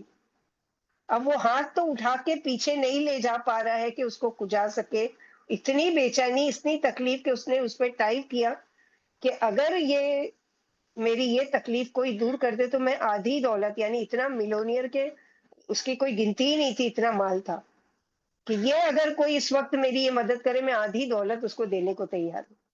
تو سوچو کیسی محتاجگی۔ اور آج ہم اس مال پر اتنا اتراتے ہیں، اتنا فخر کرتے ہیں، اتنا گھمنڈ کرتے ہیں، ہمارے پاس یہ بھی ہے اور میرے پاس وہ بھی ہے۔ تو یاد رکھیں یہ کبھی کسی کا نہیں ہوا ہے، کیونکہ یہ اللہ تعالیٰ کی دین ہے نا۔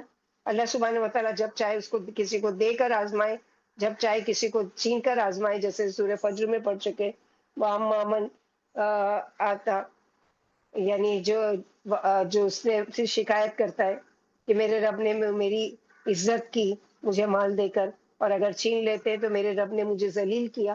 تو یہ اللہ پر بلیم نہیں ہے، یہ تمہاری اپنی شرارت کی وجہ سے، کہ اللہ نے دیا تھا، تم نے اس نعمت کی قدر نہیں کی، اب کیا کیا، اللہ تعالیٰ نے تم سے وہ چیز چھین لی، اور تو اب اس سے شکوہ کیوں؟ جب تم نے اس چیز کو اللہ تعالیٰ کی رضا کے لیے خرچ ہی نہیں کیا، تو اب اللہ تعالیٰ سے شکوہ کیوں کرتے ہو؟ تو یہاں پر جو ہے کہ فَسَنُيَسِّرُهُ لِلْعُسْرَىٰ، اور وَأَمَّا مَن بَخِلَ وَاسْتَغْنَىٰ فَسَنُيَسِّرُهُ لِلْعُسْرَىٰ، ہم اس کو سخت راستے کی سہولت دیں گے، یعنی اس کو مشکل انجام سے دوچار کریں گے. یعنی قیامت و جزا کا منکر رہا. فرمایا جیسے سورہ انعام، وَنُقَلِّبُ، ہم ان کے دل اور آنکھیں پلٹ دیں گے، جیسے یہ پہلی بار ایمان نہیں لائے تھے ویسے ہی ان کو بنا دیں گے. اور یہاں پر جو بتائے گئے،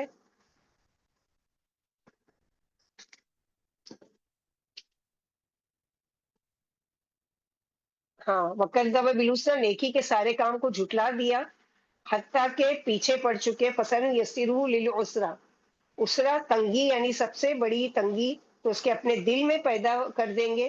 سب کچھ ہوتے ہوئے بھی دل راضی نہیں، نفس مطمئنہ نہیں، اندر سکون نہیں، خوشی نہیں، دل تنگ، بے چینی، بے قراری، ہر ایک کے بارے میں برا گمان، نیگیٹو خیالات و سوچ. نتیجہ کیا ہے کہ اس کے یعنی سینے میں بھی گھٹن اور تنگی، سب کچھ ہوتے ہوئے بھی اس کو ہر وقت اس کی طرف دھیان کہ میرے پاس کیا نہیں ہے، کیسے اس کو حاصل کروں. دوسرا اسرا کا معنی ہے کہ طریق الشر، یعنی شر کے راستے اس کے لیے آسان کر دیں گے اللہ. اور تو دو طرح کے لوگ ہوں گے. کچھ لوگوں کے لیے نیکی کرنا بڑا آسان ہے، مال دینا، صدقہ کرنا، دوسروں کی مدد کر کے اس کے چہرے پر مسکراہٹ لا دینا، خود کر کے یا دوسروں سے سفارش کر کے اس کا کام کر دینا، اور ساتھ ساتھ اللہ کی اطاعت و عبادت بھی کرنا، آسان آسان اور خوشی سے. دوسرا کردار اس کے اپوزٹ، اس کے لیے برائی کے کام آسان، برے کاموں میں دلچسپی، ہر کبیرہ گناہ کرنا اس کے لیے آسان، اس کے دل میں ملامت کا احساس بھی نہیں، وہ کرتا چلا جاتا ہے. شیطان کو اپنا دوست بنا رکھا ہے جو اس کو اللہ سے دوری کے راستے سجاتا رہتا ہے، اور یہ سب کرتے ہوئے نہ اللہ کا ڈر نہ لوگوں سے اس کو حیا ہے. یعنی بدتمیزی، بد اخلاقی، ہر برا کام. ہم سب کے لیے آیت غور و فکر کی دعوت دے رہی ہے کہ ہمارے لیے نیکی کے کام کرنا آسان ہے یا برائی کے راستے پر چلنا ہمارے لیے آسان ہے. پھر انجام میں بھی یسرا اور اسرا مختلف، دونوں طرح کے. اس کے لیے دعا پڑھنا چاہیے شر سے بچنے کے لیے. اللہ کے نبی صلی اللہ علیہ وسلم کی بہت ساری یعنی خوبصورت دعائیں ہیں. ان میں سے ایک یہ بھی ہے کہ اللہم انی اعوذ بک من شر ما عملت ومن شر ما لم اعلم واعوذ بک من شر ما علمت ومن شر ما لم اعلم. کہ اللہ میں پناہ میں آتی ہوں آپ کی کہ ہر اس شر سے جو میں کروں، اور ہر اس شر سے جو میں نے کیا، اور پناہ میں آتی ہوں آپ کی ہر اس شر سے جو میں جانتی ہوں اور ہر اس شر سے جو میں نہیں جانتی. جو کر چکی اس سے بھی پناہ، اور جو نہیں کیا اس سے بھی پناہ، اور جو جانتی اس سے بھی پناہ، اور جو نہیں جانتی اس سے بھی پناہ. کوثر کو ملے گی تو اگر یہ اس پہ ڈال دیں کہ یاد کرے، چھوٹی سی دعا ہے اور بہت ایزی ہے، یعنی ریپیٹ ہوئے نا ورڈز تو آرام سے یاد ہو سکتے ہیں. اللہم انی اعوذ بک من شر ما عملت ومن شر ما لم اعلم واعوذ بک من شر ما علمت. ایک ہے عملت، ایک ہے علمت. ومن شر ما لم اعلم. تو انشاءاللہ سب یاد کریں گے اور اپنی دعاؤں میں اس کو شامل کریں گے، سجدوں میں، تشہد کے وقت، کہ اللہ سبحانہ و تعالیٰ ہم کو ایسے تمام شر سے محفوظ رکھے. کیونکہ دونوں ہی راستے اللہ تعالیٰ نے بتا دیے، اس کے لیے کوشش بھی کرنا ہے، دعا بھی کرنا ہے. آگے کی اگلی آیت ہے آیت نمبر 11، وما یغنی عنہ مالہ اذا تردی. اور کس کام آئے گا اس کا مال اس کو جبکہ وہ خود ہلاک ہو جائے گا. یعنی مرنے کے بعد اس کا مال اس کو کچھ بھی کام نہیں آئے گا. جیسے کہ وراثت والی حدیث میں نا کہ اللہ کی نبی صلی اللہ علیہ وسلم نے فرمایا تم کہتے ہو کہ میرا مال میرا مال. تیرا مال تو وہ ہے جو تو نے کھا لیا اور اس کو کیا کیا، ہضم کر لیا، اور وہ کپڑا جو تو نے پہن لیا اور پرانا کر لیا. اصل مال تیرا تو وہ ہے کہ جو تو نے اللہ کی راہ آگے بھیج دیا اپنی زندگی میں، صحت کی حالت میں، مال کی محبت ہوتے ہوئے. جیسے کہ سورہ بقرہ میں پڑھ چکے نا لیس البر والی آیت میں کہ آت المال علی حبہ. مال کی محبت میں ایک معنی ہے، اور ایک معنی ہے کہ اللہ کی محبت میں مال کو خرچ کیا. تو اس کے لیے ہم کیا کریں گے؟ تو یہ مال جو ہے جس کو جمع کر کے سمیٹ سمیٹ کر رکھ رہے ہیں اس کے لیے دل اپنا اتنا لگا ہوا ہے کہ کوئی دوسرے خیر کے کام میں دل ہی نہیں لگتا، یا ہاتھ سے وہ مال نکلتا ہی نہیں ہے، تو یاد رکھو ہاتھ سے ایک دن خود ہی لے کر ٹرانسفر کر دیا جائے گا کس کے اکاؤنٹ میں؟ وارثوں کے۔ تو اس سے پہلے کیا کریں کہ اپنے لیے جمع کریں، اور اپنے لیے وہی جمع کریں گے جو اپنے ہاتھوں سے آگے بھیجیں گے۔ جیسے کہ کئی دفعہ مثال بتا چکی ہوں کہ ایک مرتبہ عائشہ رضی اللہ عنہ نے کیا کیا کہ بکری ذبح کروائی، اور بکری ذبح کر کے کیا کیا، آپ صلی اللہ علیہ وسلم کو جو آگے کی بکری کا ہاتھ ہوتا ہے، دستہ جس کو بولتے ہیں، اس کو رکھا، کیونکہ وہ آپ صلی اللہ علیہ وسلم کو بہت زیادہ پسند تھا، اور باقی کا کیا کیا، انہوں نے صدقہ کر دیا۔ جب آپ صلی اللہ علیہ وسلم آئے تو فرمایا کہ یا رسول اللہ صلی اللہ علیہ وسلم، میں نے بکری ذبح کر کے یہ آپ کی پسند کا یہ حصہ رکھا ہوا ہے، اور باقی میں نے صدقہ کر دیا۔ تو آپ صلی اللہ علیہ وسلم نے فرمایا کہ جو تم نے خرچ کیا ہے، یعنی صدقہ کیا، وہ دراصل باقی رکھا، اور یہ جو ہے یہ تو یہ یہاں پر ہی رہ جانے والا ہے، یعنی اس کا بدلہ وہ نہیں ملے گا جیسا کہ وہ جو آگے بھیج دیا گیا۔ تو اس چیز کے بارے میں سوچنا چاہیے کہ وہ چیز جو آگے ہم بھیج دیتے ہیں، ما قدمت لغد، جو آگے بھیجا کل کے لیے، وہ کام آنے والا ہے۔ تو وما یغنی عنہ مالہ اذا تردی، اور اس کا مال اس کو جب کہ وہ خود ہلاک ہو جائے گا، یعنی مرنے کے بعد اس کا مال اس کو کچھ بھی کام نہیں آئے گا۔ یہاں دو مختلف قسم کے کردار آمنے سامنے لا کر بتا دیے گئے۔ نمبر ایک، نیکی کا تصور دیتے جانا اور بہت سے اعمال، اور یہاں صرف مال کی بات نہیں، صرف دینا، اچھا مشورہ دینا، جیسے ہم لوگوں نے پڑھا، مال دینا، علم دینا، کسی کا حق دینا، خیر خواہی بھلائی کے ساتھ کوئی بھی نیکی کا کام کرنا۔ تو مومن کا مزاج دینے والا ہوتا ہے، اس کی ہر وقت دینے پر نظر ہوتی ہے، لینے پر نہیں ہوتی، اور دے کر وہ بدلہ بھی نہیں چاہتا کہ مجھے واپس ملے، بلکہ اللہ سے وہ بدلہ چاہتا ہے، اس سے ملے۔ جیسے پڑھ چکے نا، اِنَّا نُطْعِمُكُمْ لِوَجْهِ اللَّهِ لَا نُرِيدُ مِنْكُمْ جَزَاءً وَلَا شُكُورًا، سورہ انسان میں۔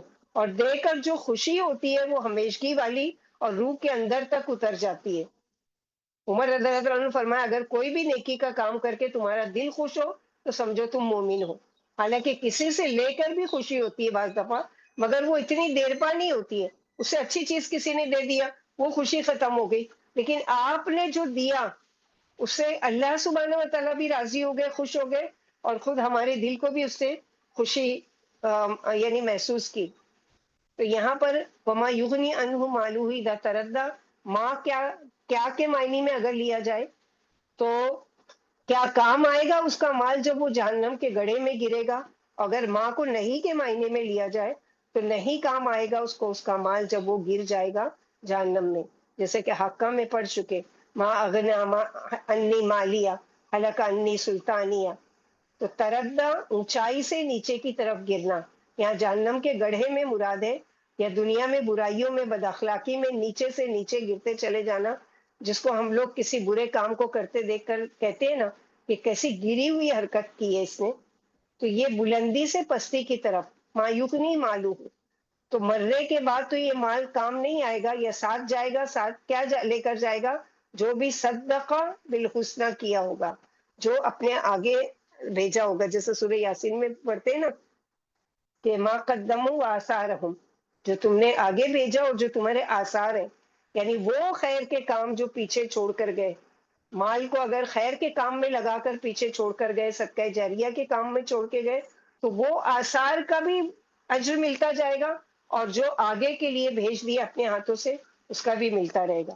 تو کوشش ہی کرنا چاہیے کہ اپنے ہاتھ سے خرچ بھی کریں اور کچھ ایسے کام بھی کر کے جائیں جو ہم تو نہیں ہو لیکن ہمارا خیر کے نام سے کام باقی رہے، اور خیر کے ساتھ ہمارے نام کو یاد رکھا جائے، جیسے کہ انبیاء، نبی صلی اللہ علیہ وسلم، آپ کے صحابہ کرام، آج ہی ان لوگوں کی بات یعنی ہر جگہ پڑھی جا رہی ہے نا، کبھی کسی صحابی سے کوئی حدیث روایت ہوتی ہے، کبھی عائشہ رضی اللہ عنہ، کبھی ابو ہریرہ رضی اللہ عنہ، کبھی ابو بکر، کبھی عمر رضی اللہ عنہم اجمعین۔ تو یہ ساری چیزیں کیا ہے، آج جو ان کا نام جتنی مرتبہ لیا جا رہی ہے ان کے لیے، ان کے نام عمل میں یعنی اضافہ کا ذریعہ بن رہی ہے۔ تو ہمارے لیے ہم کو آج موقع دیا ہے نا اللہ تعالیٰ نے دنیا میں رکھ کر، کہ ہم کچھ ایسے خیر کے کام اپنے ہاتھ سے کرتے چلے جائیں کہ جس کو اس نیت سے خالص اللہ تعالیٰ کے لیے کہ یا رب یہ آپ کے لیے میں نے کیا، یہ آپ کے رضا و خوشنودی حاصل ہے، لوجہ اللہ، اللہ تعالیٰ آپ کا چہرہ چاہنے کے لیے، آپ کی رضامندی چاہنے کے لیے۔ کیوں؟ اس لیے کہ ان علینا للہدا، ہدایت کیا ہے؟ وہ راستہ جو بندے کو اللہ تعالیٰ تک پہنچاتا ہے، صراط مستقیم، جیسے روز مانگتے ہیں نا اہدنا الصراط المستقیم، سیدھا راستہ، طریق الخیر۔ اور اللہ تعالیٰ ہدایت کس کو دیتے ہیں؟ جس کے اندر کوئی خیر اور بھلائی دیکھتے ہیں تو اس کے لیے خیر کا راستہ آسان کر دیتے ہیں، دین کی سمجھ بوجھ بھی دے دیتے ہیں۔ من یرید اللہ خیرا یفقہہ فی الدین، جس میں خیر کا بیج دیکھتے ہیں، پھر اس کے بیج کو اپنی رضامندی اور اپنی طرف سے خیر ڈال کر اس کو کیا ہے پروان چڑھاتے ہیں، بڑھاتے چلے جاتے ہیں۔ بے شک ہم پر ہے ہدایت دینا، کیونکہ انسان ہمیشہ یہ سوچتا ہے کہ میں نے اس کے ساتھ اچھا کیا، اب بدلے میں یہ میری بات مانے، یا میں نے اس کو نصیحت کی، اس کو چاہیے کہ میری بات کو قبول کرے۔ تو یاد رکھیے کہ یہ ہدایت کی طرف ضرور آ جائیں گے۔ اللہ تعالیٰ فرماتے ہیں ہدایت دینا ہمارا کام ہے، یعنی ہم چاہیں گے، جیسے کہ سورہ بقرہ میں اللہ تعالیٰ نبی صلی اللہ علیہ وسلم سے خطاب کر کے کہتے ہیں لیس علیک ھداھم ولکن اللہ یہدی من یشاء۔ اور دوسری جگہ بھی اللہ کے نبی صلی اللہ علیہ وسلم نے کئی آیتیں اس طرح سے آئی ہے کہ انک لا تہدی من احببت ولکن اللہ یہدی من یشاء، آپ جس کو چاہے اس کو ہدایت نہیں دے سکتے، بلکہ ہدایت دینا کس کے اختیار میں؟ اللہ تعالیٰ کے۔ تو کسی کو نصیحت کر کے کبھی یہ نہیں کہیں اس کو تو بولنے کا کوئی فائدہ ہی نہیں ہے، وہ تو کبھی سدھرے گی ہی نہیں، وہ تو کبھی سنے گی ہی نہیں، وہ تو کبھی پلٹے گی ہی نہیں۔ نہیں، ہمارے ہاتھ میں نہیں ہے پلٹانا، ہمارے ہاتھ میں نہیں ہے سیدھے راستے کی طرف لانا، یہ کس کے اختیار میں ہے؟ اللہ سبحانہ و تعالیٰ۔ ہمارا کام کیا ہے کہ وما علینا الا البلاغ، ہمارا کام ہے صرف پہنچا دینا۔ اللہ تعالیٰ کہتے ہیں وعلینا الحساب، اور ہمارا کام ہے حساب لینا۔ تو حساب لینا اللہ تعالیٰ کا کام ہے، ہدایت دینا اللہ تعالیٰ کا کام ہے، ہدایت کے راستے پر چلانا اللہ تعالیٰ کا کام ہے، ہدایت کے راستے پر چلاتے ہوئے منزل مقصود تک پہنچانا اللہ تعالیٰ کا کام ہے۔ ہمارے ذمے جو کام ڈالا گیا ہے اس کو کیا ہے کہ ہم بخوشی اس کو کرتے چلے جائیں اللہ کی رضا و خوشنودی کے لیے۔ تو وَإِنَّ لَنَا لَلْآخِرَةَ وَالْأُولَىٰ، اور آخرت کا اور دنیا کا جو وہ ہے وہ کس کے اوپر ہے؟ اللہ تعالیٰ کی۔ اور بے شک ہمارے ہی لیے دنیا بھی اور آخرت بھی، دونوں کے مالک ہم ہی ہیں، جیسا چاہے اس پہ پھیر بدل کریں۔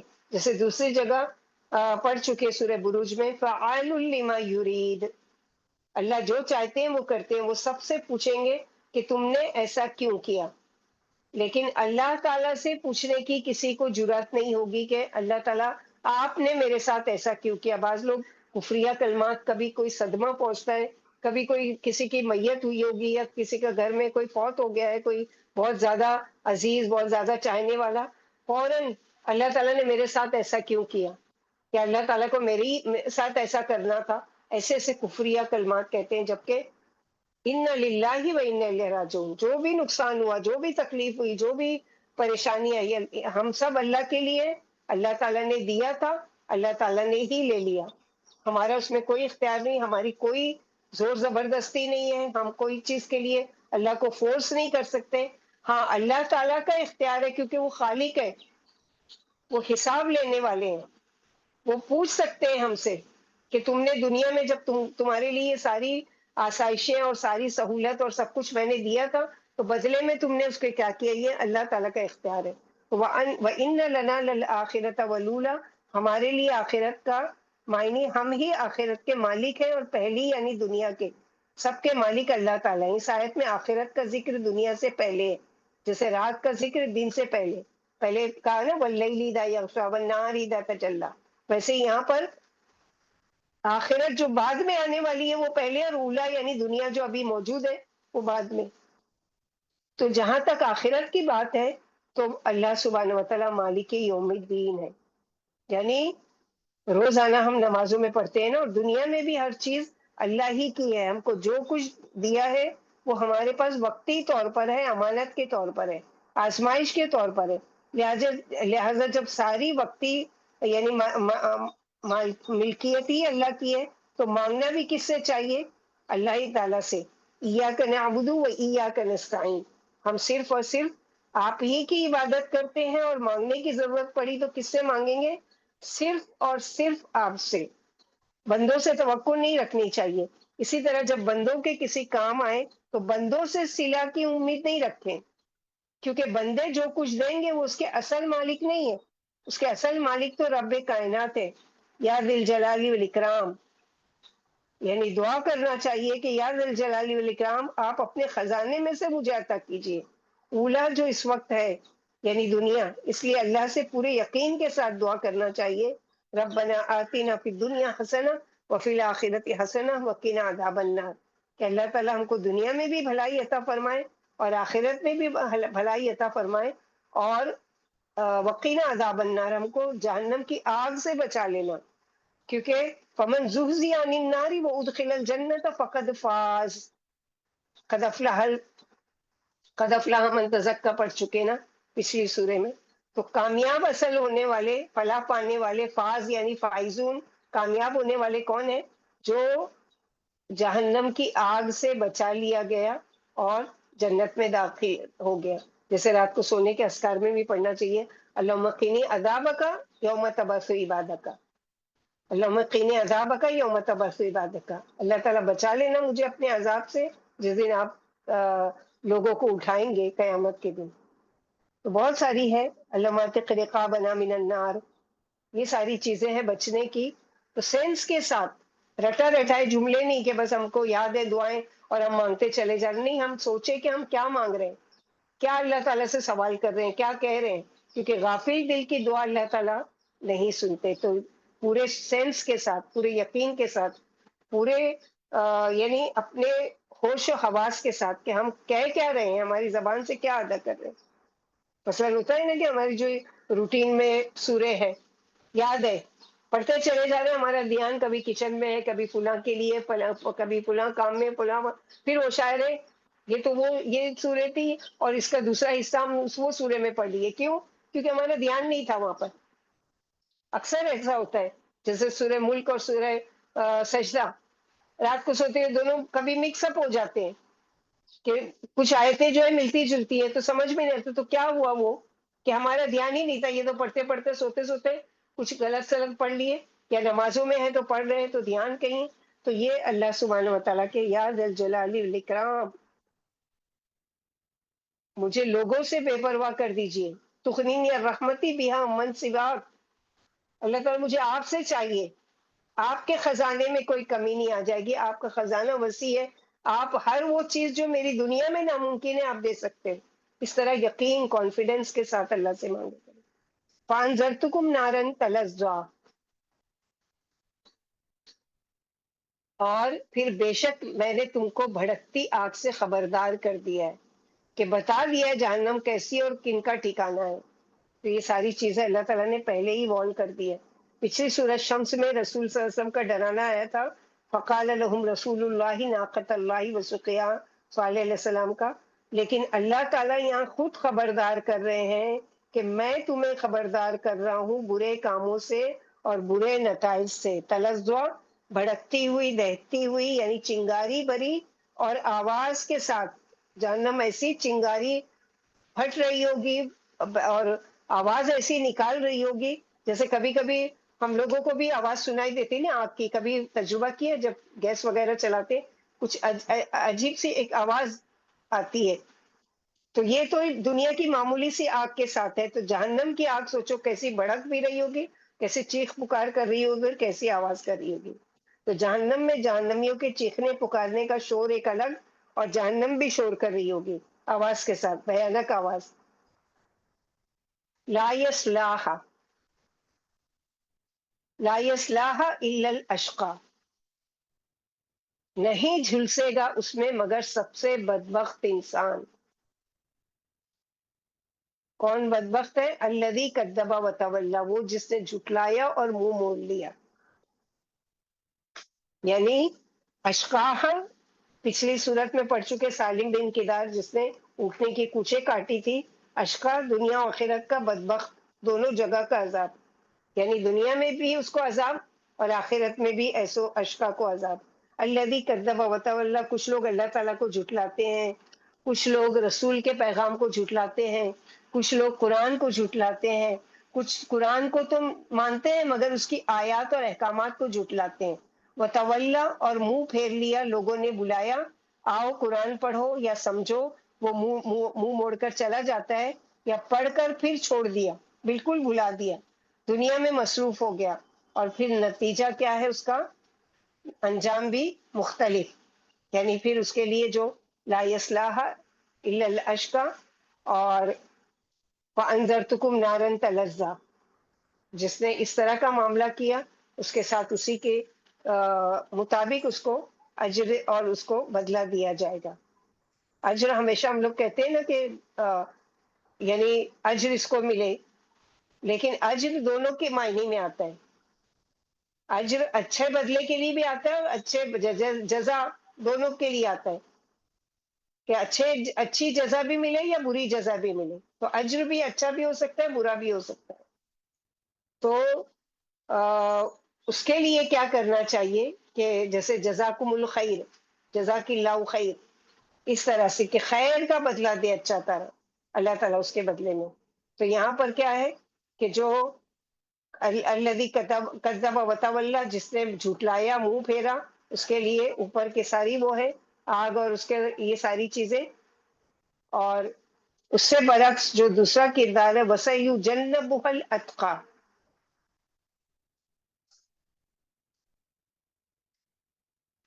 اور القریب بچا لیا جائے گا اس سے، یعنی جہنم سے، سب سے زیادہ متقی اور پرہیزگار انسان۔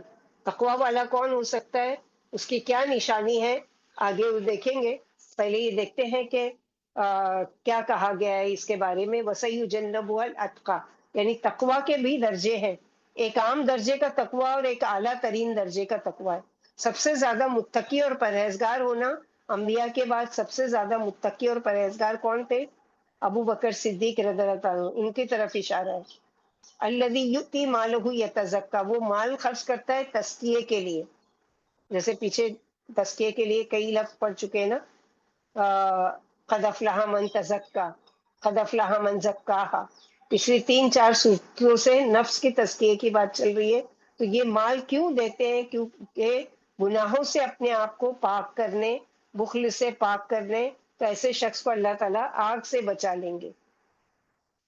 جیسے کہ ہم لوگوں نے پڑھا تھا نا کہ یہ کس کے لیے آیتیں ہیں آخری کی، وَسَيُجَنَّبُهَا الْأَتْقَى سے لے کر آخر تک، یہ ابو بکر صدیق رضی اللہ عنہ کے بارے میں۔ تو معلوم یہ ہوتا ہے کہ طالب خیر کو خیر کی اور طالب شر کو شر کی توفیق مل جاتی ہے، اور ہر طلب تقدیر کی رہین منت ہے۔ ابو بکر رضی اللہ عنہ کہتے ہیں میں نے رسول اللہ صلی اللہ علیہ وسلم سے پوچھا کیا ہم تحریر و تقدیر، یعنی جب شر اور خیر اللہ تعالیٰ نے بنا ہی دیے تو کیا ہم تحریر و تقدیر کے مطابق عمل کرتے ہیں یا نئے عمل کرتے ہیں؟ فرمایا تمہارا ہر عمل تقدیر کی تحریر کے مطابق ہوتا ہے۔ میں نے کہا پھر عمل کی ضرورت ہی کیا رہی؟ فرمایا ہر شخص جس گھر کے لیے پیدا کیا گیا ہے اسی کے عمل اس کے لیے آسان ہو جاتے ہیں۔ علی رضی اللہ عنہ فرماتے ہیں ہم آپ کے ساتھ جنت البقیع میں ایک جنازے کے ہمراہ تھے، فرمایا ہر شخص کا جنت کا یا دوزخ کا ٹھکانہ لکھا ہوا ہے۔ صحابہ بولے پھر تقدیر پر بھروسہ کر کے ہم بیٹھ نہیں جائیں؟ فرمایا عمل کرتے رہو، ہر شخص کے لیے وہی عمل آسان ہے جن کے لیے وہ پیدا کیا گیا ہے۔ پھر آپ نے یہی آیتیں پڑھی۔ اور ابو بکر رضی اللہ عنہ کے بارے میں آتا ہے کہ جیسے کہ وَسَيُجَنَّبُهَا الْأَتْقَى الَّذِي يُؤْتِي مَالَهُ يَتَزَكَّى، کہ وہ دیتا ہے مال کو کس کے لیے؟ اللہ سبحانہ وتعالیٰ کی رضا و خوشنودی کے لیے مال خرچ کرتا ہے، اور اپنے آپ کو گناہوں سے بچانے کے لیے، اس آگ کو سے بچانے کے لیے۔ وَمَا لِأَحَدٍ عِندَهُ مِن نِعْمَةٍ تُجْزَىٰ، اتقیٰ والے کی خوبی اور کوالٹی اعلیٰ درجے کی کہ یہ سب پر احسان کرتا ہے، لیکن اس پر کسی کا احسان نہیں ہے کہ جس کا یہ بدلہ دے دوسروں کو، یعنی احسان کے بدلے کے طور پر نہیں اپنا مال خرچ کرتا ہے، بلکہ إِلَّا ابْتِغَاءَ وَجْهِ رَبِّهِ الْأَعْلَىٰ، وہ رب جو اعلیٰ ہے، سب سے بلند ہے۔ ہم دیکھیں کہ دنیا میں ہم عام طور پر کس پر مال خرچ کرتے ہیں، کس کو دیتے ہیں جس سے ہمیں کچھ ملنے کی امید ہوتی ہے یا ہمیں فائدہ پہنچائے، یا جو ہمارے احسان کے بدلے ہم پر احسان کرے تو یہ لین دین کے سلسلے پر غور کریں کہ ہم کس کو کوئی تحفہ یا ہدیہ دیتے ہیں، کس رشتہ دار پر زیادہ خرچ کرتے ہیں، جبکہ اس سے زیادہ کوئی شدید ضرورت مند بھی ہو سکتا ہے، مگر ہماری توجہ اس کی طرف نہیں جاتی، کیونکہ بدلے میں یہ کیا دے گا؟ اس کا بدلہ جو اللہ تعالیٰ دیں گے، کیا دنیا کا کوئی بھی شخص اتنا دے سکتا ہے؟ جیسے پڑھ چکے نا سورہ دار میں، لا نرید منکم جزاء ولا شکورا، یعنی سب سے متقی پرہیزگار کی اعلیٰ کوالٹی ہم کو بدلہ تو دور کی بات، شکریہ بھی نہیں چاہیے۔ ابتغاء کا لفظی معنی کیا ہے؟ کہ حد سے بھی آگے نکل جانا، یعنی اپنی آخری درجے کی کوشش کرنا، ایسی شدت کی چاہت کہ بس انسان وہاں تک پہنچ جائے، وجہی اپنے رب کا چہرہ چاہنا کہ اس کو ناراض کر کے کہیں اس کے دیدار سے محروم نہ ہو جاؤں، اعلیٰ کا تصور کر کے پھر اپنے آپ کو دیکھیں کہ ہم کہاں ہیں، یعنی اولا ہمارے پاس کچھ بھی نہیں ہے، ہمارے پاس جو کچھ ہے وہ کس کا دیا ہوا ہے؟ اسی اعلیٰ رب کا، تو اس کی رضا چاہنے کے لیے اس کے بندوں پر نہیں خرچ کریں گے تو پھر کس پر خرچ کرنا چاہیے؟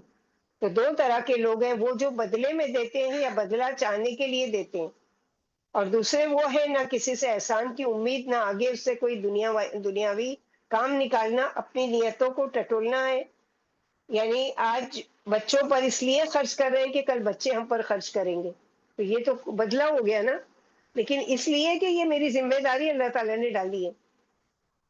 اتقا والے کی سوچ ایسی نہیں ہوتی ہے، تعریف بھی نہیں چاہیے، شکریہ بھی نہیں چاہیے، کسی طرح کا بدلہ بھی نہیں چاہیے، اور سب میں سے ایک چیز چاہیے، اور وہ کیا ہے؟ وجہ رب اعلیٰ، یعنی اللہ کا چہرہ، یعنی اللہ کی رضا و خوشنودی چاہیے۔ تو ابو بکر صدیق رضی اللہ عنہ کے بارے میں آتا ہے، جیسے تو دیکھتے ہیں کہ جو اللہ کی راہ میں خرچ کرتا ہے اللہ تعالیٰ اس کے ساتھ کیا معاملہ کرتے ہیں، کہ روزانہ سورج غروب ہوتے وقت اس کے دونوں طرف دو فرشتے اعلان کرتے ہیں، جسے بجوز انسان کے تمام مخلوق سنتی ہے، کہ اے اللہ سخی کو بدلہ دے اور بخیل کا مال برباد کر دے۔ پھر راوی نے یہی آیت پڑھی جو کہ ابھی ہم لوگوں نے پڑھا کہ الا ابتغاء وجہ رب الاعلی، یعنی خرچ بھی کرنا ہے تو کس کی رضا کے لیے؟ اللہ سبحانہ و تعالیٰ کے لیے، اور کسی پر احسان کا بدلہ چکانے کے لیے نہیں۔ جیسے ابو بکر رضی اللہ عنہ کے بارے میں یہ آیت اتری، آپ شروع اسلام میں مکہ کے کمزور مسلمانوں کو اور بوڑھی عورتوں کو خرید کر آزاد کر دیا کرتے تھے۔ آپ کے والد بولے، بیٹا تم کمزور آزاد کرتے ہو، اگر طاقتور نوجوان آزاد کرو تو وقت پر تمہارے کام آئیں گے اور تمہاری حمایت میں کھڑے ہو جائیں گے۔ بولے ابا جان میری نیت دنیاوی فائدے کی نہیں ہے، میں تو اس سے رب کی رضا کا خواہش مند ہوں۔ چنانچہ اللہ سبحانہ و تعالیٰ نے ان کے اس یعنی اچھی نیت، اچھی سوچ، اچھے عمل پر اللہ تعالیٰ نے آیت نازل کر دی، اور کیا ان کے لیے خوشخبری دی گئی ہے، وَلَسَوْفَ يَرْضَىٰ، اور ان قریب وہ اس سے راضی ہو جائیں گے۔ کون؟ اللہ سبحانہ و تعالیٰ، یعنی اور البتہ ان قریب وہ اس سے راضی ہو جائیں گے۔ تو ڈرو اللہ سے اور بچو اس آگ سے، چاہیے کہ کھجور کا ٹکڑا دے کر بچ سکو، اپنی غلطیوں کا کفارہ دینے کے لیے وہ خرچ کرتے ہیں۔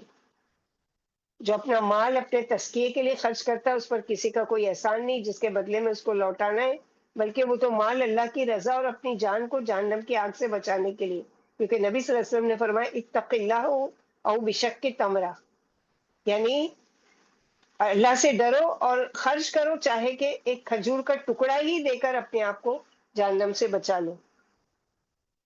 تو یہاں جو بتایا گیا وَلَسَوْفَ يَرْضَىٰ، یعنی جس رب کی رضا چاہنے کے لیے وہ رب ضرور راضی ہوگا۔ دنیا میں اگر لوگ دیتے بھی ہیں تو کس لیے؟ کہ اگر اس کو نہیں دیں گے تو وہ ناراض ہو جائے گا، تو اس کا اپوزٹ کیا ہے؟ رضا مندی۔ تو لوگوں کی ناراضگی سے ڈر کر اگر کسی کے کام آئے تو یہ لوگوں کی رضا مندی چاہنا ہے، لیکن کیا لوگ 100% راضی ہو جاتے ہیں؟ یعنی اگر کچھ دیتے ہیں تو کیا کرتے ہیں؟ ایک تو دیا بھی اور پیچھے سے کوئی اور شکایت، کچھ اور ڈیمانڈ، کبھی خوش اور راضی ہو ہی نہیں سکتے۔ دوسرے کے پاس جا کر بیان کریں گے دیکھو دیا بھی تو کیا دیا ہے، یا یہ بھی کوئی دینے کی چیز تھی، کیا فائدہ، یا بس اتنا ہی دیا، کچھ اور نہیں، کیوں نہیں دیا؟ یعنی بندوں کے ساتھ آپ آخری درجے تک احسان کریں وہ کبھی راضی ہو ہی نہیں سکتے الا ماشاء اللہ۔ اب ایسی باتیں سن کر دینے والے کا دل دکھتا ہے، افسوس ہوتا ہے کہ میں نے اتنا کیا، لوگ راضی ہی نہیں ہوتے، اب کسی کو کچھ نہیں دوں گا۔ نتیجہ کیا نکلا کہ راستہ بند، احسان بند، بخل شروع ہو جاتا ہے. تو دنیا میں تو پورا بدلہ مل ہی نہیں سکتا، مگر اللہ سبحانہ و تعالیٰ ایک کھجور کا ٹکڑا، آدھی کھجور بھی دو گے تو وہ راضی ہو جائیں گے، خوش ہو جائیں گے. مگر اس دینے میں کیا ہے؟ شرط ہے نیت خالص اللہ کے لیے، لوجہ اللہ. تو پھر وہ جہنم سے بچا لیا جائے گا. یہ ہے دراصل تزکیہ. ان سعیکم لشتیٰ. ہم کو اس کے ذریعے کیا چاہیے، کیوں کر رہے ہیں، حاصل کیا کرنا ہے. اور جو بھی خیر کا کام اللہ کے لیے کرتے ہیں پھر وہ نفس مطمئنہ حاصل کر لیتے ہیں. آپ صلی اللہ علیہ وسلم نے فرمایا اللہ کے کچھ ایسے بندے ہیں جن کو اللہ لوگوں کے فائدے کے لیے نعمتوں کے ساتھ خاص کر لیتے ہیں. یعنی ان کے پاس وہ نعمتیں کچھ رکھ دیتے ہیں کہ یہ میرا فلاں بندہ آئے گا اس کے لیے ہے، اس کو دے دینا. اللہ تعالیٰ کے وہ دوسروں کو بھی دیں، اور جب تک وہ اس کو اللہ کی راہ میں خرچ کرتے رہتے ہیں اللہ ان کی نعمتوں کو باقی رکھتے ہیں. پھر وہ جب نعمتوں کو خرچ کرنے سے روک لیتا ہے تو اللہ تعالیٰ اس سے وہ نعمت چھین کر کسی اور کی طرف منتقل کر دیتے ہیں. تو نعمتوں کو بچانے اور محفوظ رکھنے کا سب سے بہترین طریقہ یہی ہے کہ ہم ان کو خرچ کرتے رہیں. جیسے کہ ابھی ہم لوگوں نے پڑھا نا کہ دو فرشتے اترے، ایک نے کیا ہے دعا دی. اب ایک ہے عام انسان کی دعا اور ایک ہے وہ پاک مخلوق کی دعا، فرشتوں کی دعا جو ہمارے حق میں قبول ہوگی کہ اللہ تعالیٰ جس نے آپ کی راہ میں آج کے دن خرچ کیا اللہ تعالیٰ اس کو اور دیجیے. دوسرا، اللہ جس نے آپ کی راہ میں دینے سے روک لیا اپنے آپ کو، اس کے لیے کیا ہے، اس کے مال کو تلف کر دے. جیسے ہم لوگ پڑھ چکے نا تو کی والا کیا ہے وہ حدیث، خرچ کرو تم پر خرچ کیا جائے گا، تو کی ولا تو کی علیہ. رسول اللہ صلی اللہ علیہ وسلم نے فرمایا اے ابن آدم، ضرورت سے زائد مال خرچ کر دینا تیرے لیے بہتر ہے. اگر تو اس کو روک کر رکھے گا تو تیرے لیے برا ہوگا. اور دینے کی ابتدا اپنے اہل و عیال سے کر، اور اوپر والا ہاتھ نیچے والے ہاتھ سے بہتر ہے. یعنی ہمیشہ کیا کرنا ہے، دعا بھی کرنا ہے اللہ تعالیٰ ہمارا ہاتھ ہمیشہ اوپر والا رکھنا. اوپر والا اپنے ہاتھ کو پریکٹس کر کے دیکھو. اوپر والا یعنی کیا ہوتا ہے، جو نیچے جھکا ہوتا ہے یعنی نیچے دے رہا ہوتا ہے، اور نیچے والا ہاتھ کیا ہوتا ہے، الٹا ہوتا ہے یعنی وہ پھیلا ہوا ہوتا ہے. تو کون سا بہتر ہے، جو دینے والا اوپر والا. تو اس کے لیے دعا بھی کرنا چاہیے اور کوشش بھی کرنا چاہیے. اور اللہ کے نبی صلی اللہ علیہ وسلم نے جیسے بتایا کہ اوپر والا ہاتھ نیچے والے ہاتھ سے بہتر ہے، تو اس بہتر کے لیے دعا کرنا چاہیے. حضرت ابو بکر رضی اللہ عنہ کو دیکھے تو ان پر کسی کا احسان نہیں تھا، بلکہ وہ دوسروں پر ہمیشہ احسان کیا کرتے تھے. نبی صلی اللہ علیہ وسلم نے ابو بکر رضی اللہ عنہ کے بارے میں ایک مرتبہ فرمایا کہ میں نے سب کے احسان کا بدلہ دے دیا سوائے ابو بکر کے. کیوں؟ ان کا درجہ امت میں سب سے بڑا ہے، ان کی اس کوالٹی کی وجہ سے. جیسے کہ آپ صلی اللہ علیہ وسلم نے ایک مرتبہ خرچ کرنے کی ترغیب دلائی، سارے گھر میں جو کچھ تھا ابو بکر صدیق سب لے کر حاضر ہو گئے، اور جا کر آپ صلی اللہ علیہ وسلم کے سامنے پیش کر دیا. عمر رضی اللہ عنہ نے کہا میں ان سے نیکیوں میں آگے نکل ہی نہیں سکتا. یعنی اس دن ارادہ کیا تھا عمر رضی اللہ عنہ نے کہ آج میں ابو بکر پر سبقت لے جاؤں گا. اب وہ آدھا اپنا مال لے کر پہنچے اور جب تک وہ پورا مال لے کر حاضر ہو گئے. تو یعنی ان کی بایوگرافی پڑھیں گے انشاءاللہ ابو بکر رضی اللہ عنہ کی. تو احسان کرنے والوں کو اپنی خدمات کچھ نہیں تو دعا دیں، یا جس نے احسان کیا اس کا بدلہ اس سے بڑھ کر دیں. یہ ساری چیزیں، یعنی ضروری نہیں ہے کہ آپ کسی کو دیں تو مال ہی آپ کے پاس ہے تو دیں. اچھا مشورہ دے سکتے ہیں، اچھی مسکراہٹ دے سکتے ہیں، اچھی سوچ دے سکتے ہیں، اچھی کوئی بات بتا سکتے ہیں، اچھے راستے کی کوئی رہنمائی کر سکتے ہیں. کوئی بھی خیر کا کام جو، یعنی اگر راستہ چل رہا ہے راستے سے تکلیف دہ چیز ہٹانا وہ بھی صدقہ ہے بغیر مال کے. اسی طرح چلتے پھرتے سلام کرنا وہ بھی ایک نیکی کا خیر کا پسندیدہ کام ہے اللہ تعالیٰ کا. تو افشوا السلام بینکم، تو بہت سارے خیر کے کام ہیں. ہمارے لیے کیا ہے کہ ہم اس کو تلاش کریں، یا اس کا جب موقع ہم کو ملے تو اس کو کر گزرے. ٹال مٹول سے کام نہیں لیں. اچھا ٹھیک ہے آج کر لوں گی، پھر کر لوں گی، اچھا جب باہر جاؤں گی تو دے دوں گی. نہیں، آپ کا دل میں ابھی بات آئی کہ میں خرچ کروں، مثلا اب میں باہر نہیں جا رہی ہوں، آپ اپنے جیب سے پیسہ نکالیے اور سائڈ میں رکھ دیے. جب بھی میں باہر جاؤں گی یا جب بھی کوئی میرے پاس آئے گا میں اس کو دے دوں گی. آپ نے نکال دیا اس دن کا صدقہ، آپ نے کر دیا وہ. تو فوراً نیکی کا خیال آتے ہی فوراً، ایک تو یہ کہ فرشتے فوراً لکھ لیں گے اور ایک نہیں 10 نیکی عمل کرنے پر. اور دوسرے یہ ہے کہ شیطان غالب نہیں آئے گا پھر، کہ آپ کو رکوا دے گا ضرور.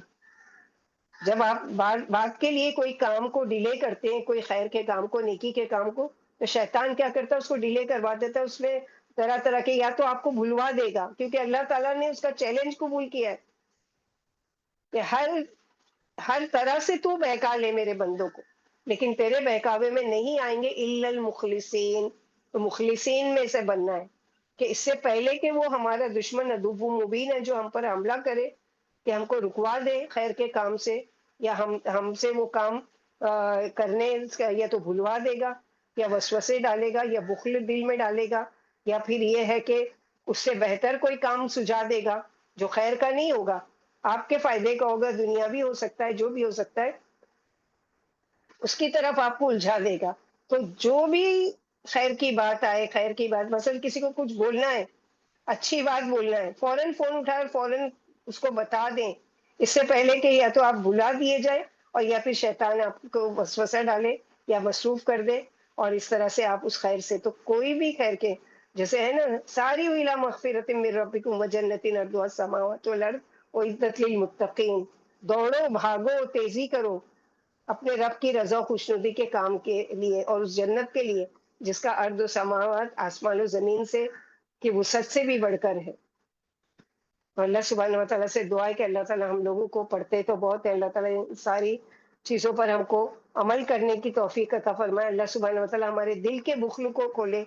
آج جمعہ کا دن مبارک ہے، اس میں صدقہ ضرور کریں، بلکہ ڈیلی کی عادت ڈالیں کہ کچھ بھی دینا ہے، 10 روپیہ حیثیت ہے تو 10، ایک ہے تو ایک، جو بھی دینا ہے، کچھ نہیں ہے تو کسی جاندار کے لیے دانا ڈال دینا، پانی رکھ دینا، یا کچھ بھی کسی مسکین کو کھانا کھلا دینا، کوئی بھی کام، اور اللہ تعالیٰ موقع دیتے ہیں، یعنی جیسے کہ ایک اسکالر کا ہے کہ کیسے سمجھ میں آئے گا کہ نیکی میری قبول ہو رہی ہے، یعنی میں جو کر رہا ہوں خیر کا کام میری قبول ہو رہی ہے، کیسے ہم سمجھے؟ تو انہوں نے کہا کہ ایک خیر کا کام کر کے آپ کو دوسری خیر کی راہ سجا دینا، یعنی اللہ تعالیٰ قبول کر رہے ہیں اور آپ کو مزید موقع دے رہے ہیں، یہ بھی کر لو، اچھا یہ کر لیے، اچھا یہ بھی کر لو، اچھا یہ کیے، یہ بھی کر لو، تو یہ حریص بننا ہے۔ جیسے ہوتا ہے نا کہ کوئی پسندیدہ مہمان آنے والا ہو تو ہم لوگ کیا ایک ڈش بنا کر رکھ دیتے ہیں؟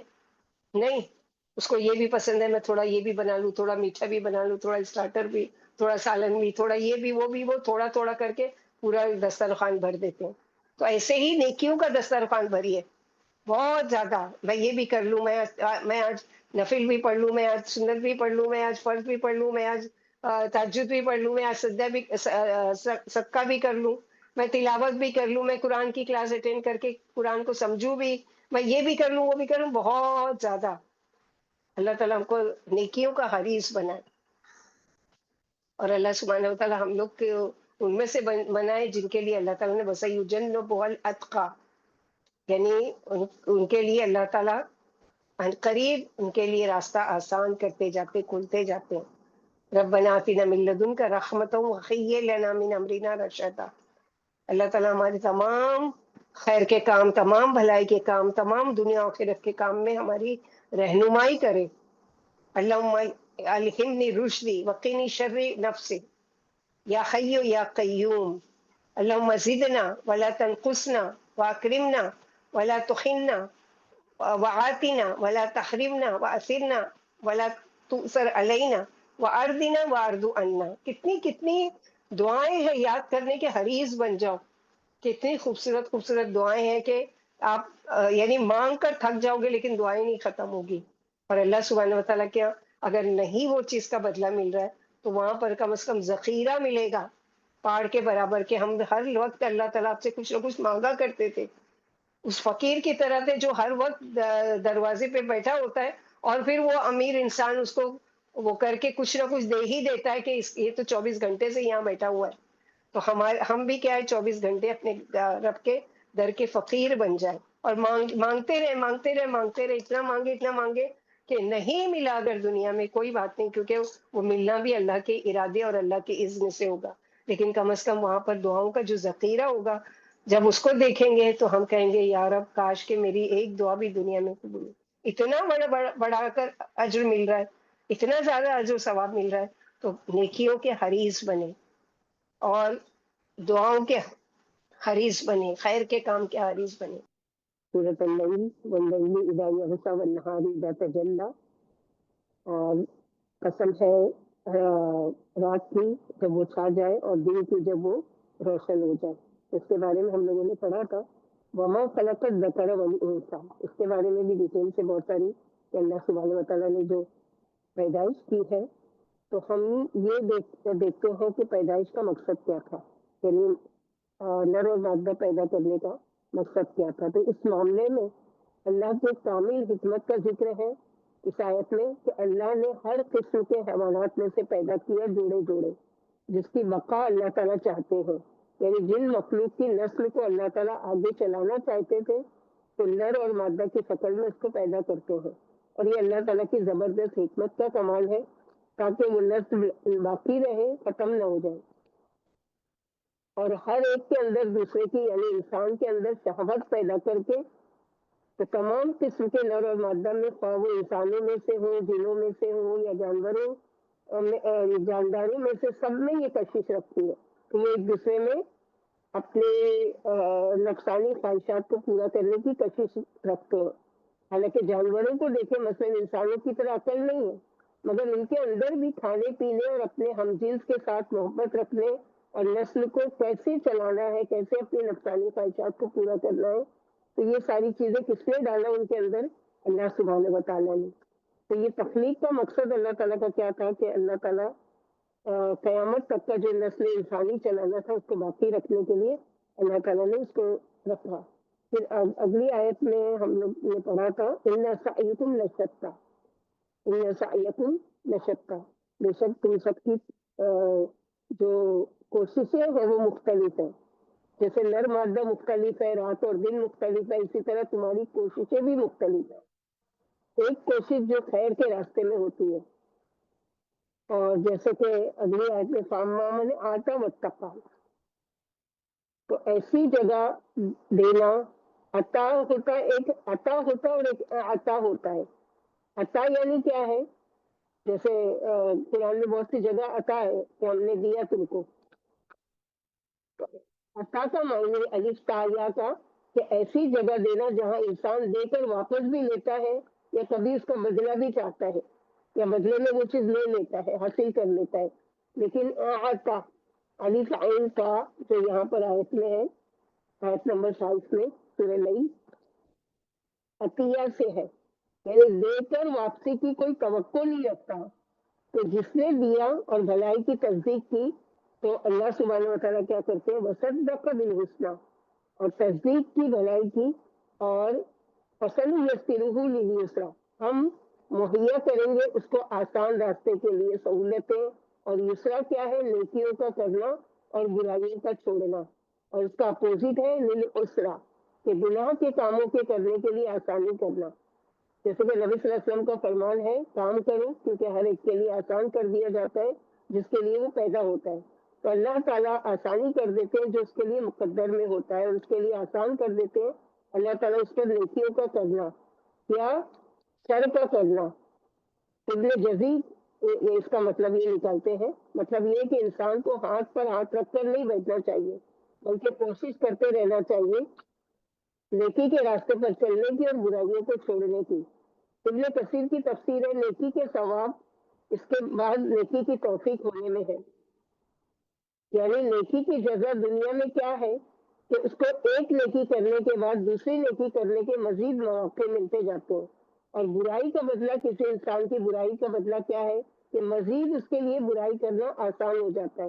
اس لیے بہت جلد انسان کو چاہیے کہ اپنے گناہوں سے جلدی توبہ کرے اور جلد از جلد نیکی کرنے کے مواقع ڈھونڈے اور اس کو کر لے.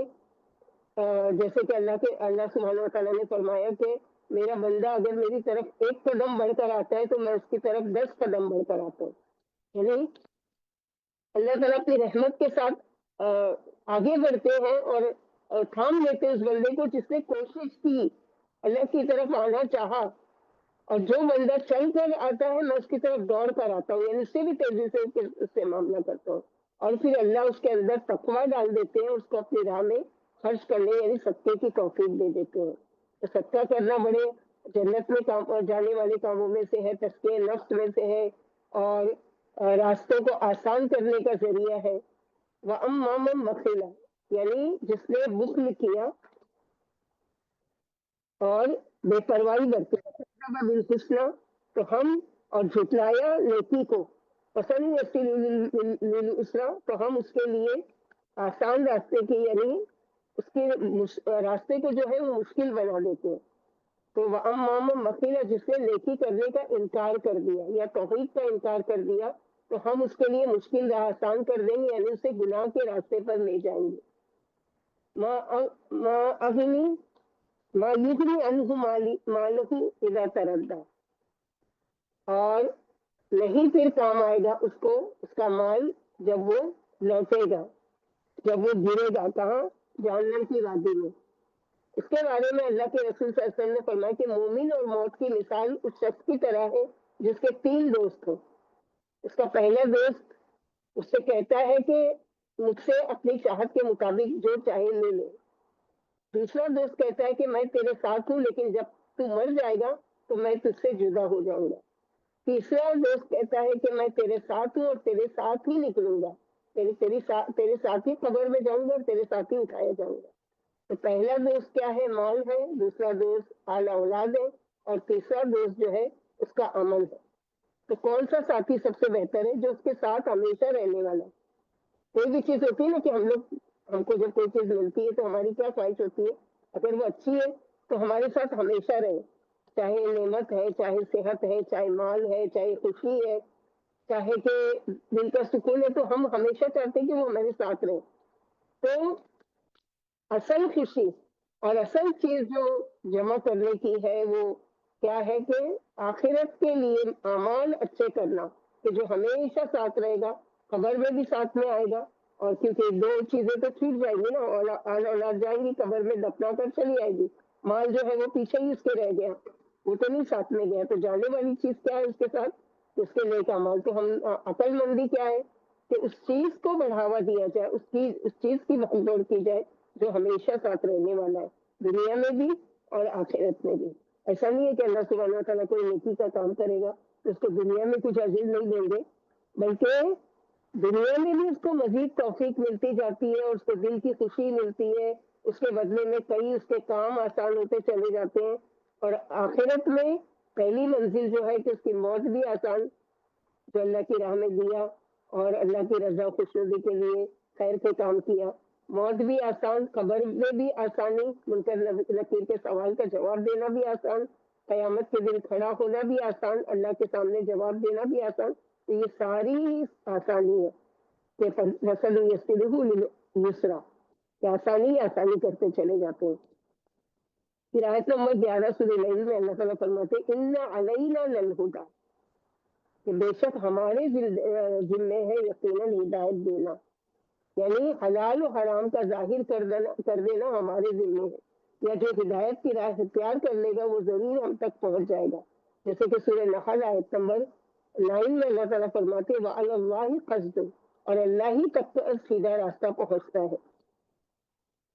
وَإِنَّ لَنَا لَلْآخِرَةَ وَالْأُولَى یعنی دنیا آخرت میں ہمارا ہی اختیار ہے، دونوں ہماری ہی ملکیت و حکومت میں ہے، لیکن ہم نے دنیا میں کیا ہے تم کو کچھ موقع دیا، کچھ چانس دیا، کچھ امتحان رکھا، کچھ چوائس دی کہ تم دونوں راستے میں سے کس کو چن لو، لیکن ایسا نہیں ہے کہ اگر ہم کو اللہ تعالیٰ نے موقع دیا ہے، چوائس دی ہے کہ تم چن لو تو اس کا مطلب اللہ تعالیٰ کی دنیا نہیں ہے، نہیں، دنیا بھی اللہ کے لیے اور آخرت بھی اللہ کے لیے، اس لیے بدلہ بھی اللہ سبحانہ و تعالیٰ دنیا میں بھی بہترین دیں گے اور آخرت میں بھی۔ اور اسی طرح آیت نمبر 14 میں اللہ تعالیٰ فرماتے ہیں فَأَنذَرْتُكُمْ نَارًا تَلَظَّىٰ پھر عنقریب ہم تم کو یعنی فَأَنذَرْتُكُمْ میں نے تمہیں ڈرا دیا ہے ایک آگ سے جو بھڑکتی ہوئی ہے۔ نعمان بن بشیر کہتے ہیں خطبے میں نے رسول اللہ صلی اللہ علیہ وسلم سے سنا، آپ صلی اللہ علیہ وسلم فرما رہے تھے میں نے تمہیں آگ سے چوکنا کر دیا ہے، آپ کی آواز اتنی بلند تھی کہ اگر کوئی بازار میں ہوتا تو وہ بھی سن لیتا، اور حرکت سے آپ کے کندھوں کی چادر قدموں پر آ پڑی، یعنی آپ اتنے جوش میں کہہ رہے تھے کہ آپ کی چادر مبارک جو آپ کے کندھوں پر تھی وہ گر کر آپ کے قدم مبارک میں آ گئی۔ اور قیامت کے دن جسے سب سے ہلکا عذاب ہوگا اس کے تلووں کے نیچے 2 انگارے رکھ دیے جائیں گے جس سے اس کا دماغ کھولے گا. اس کے آگ کے 2 جوتے یا 2 تسمے ہوں گے جن سے ہانڈی کی طرح اس کا دماغ جیسے تم کوئی چیز پکاتے ہو بوائل کرتے ہو تو کیسی وہ پکتی ہے چاول ہے یا جو بھی چیزیں ایسے اس کا دماغ پکے گا کھولے گا. اس کے خیال میں اس سے زیادہ کسی پر عذاب نہ ہوگا حالانکہ یہ سب سے ہلکا عذاب ہوگا. یعنی وہ ہلکا عذاب والا بھی کیا سمجھ رہا ہوگا کہ یہ سب سے زیادہ عذاب ہے یعنی اس سے بڑھ کر کسی کو نہیں عذاب دیا گیا لیکن اس کو کہا جا رہا ہے کہ یہ تو سب سے ہلکا عذاب ہے. جو اللہ سبحانہ وتعالیٰ کے بڑھ چڑھ کر عذاب ملے گا وہ تو کہیں ہے. والآخرت عذاب اکبر لو کانوا یعلمون کہ آخرت کا جو عذاب ہے وہ تو بہت ہی بڑا ہے کاش کہ وہ جانتے ہوتے. پھر اللہ سبحانہ وتعالیٰ آیت نمبر 15 میں فرماتے لا یصلاها الا الاشقى یعنی جہنم میں انتہائی بدبخت ہی جھونکا جائے گا جسے چاروں طرف سے آگ گھیر لے گی. اور الذی کذب وتولی کیوں اس کو آگ گھیر لے گی؟ اس لیے کہ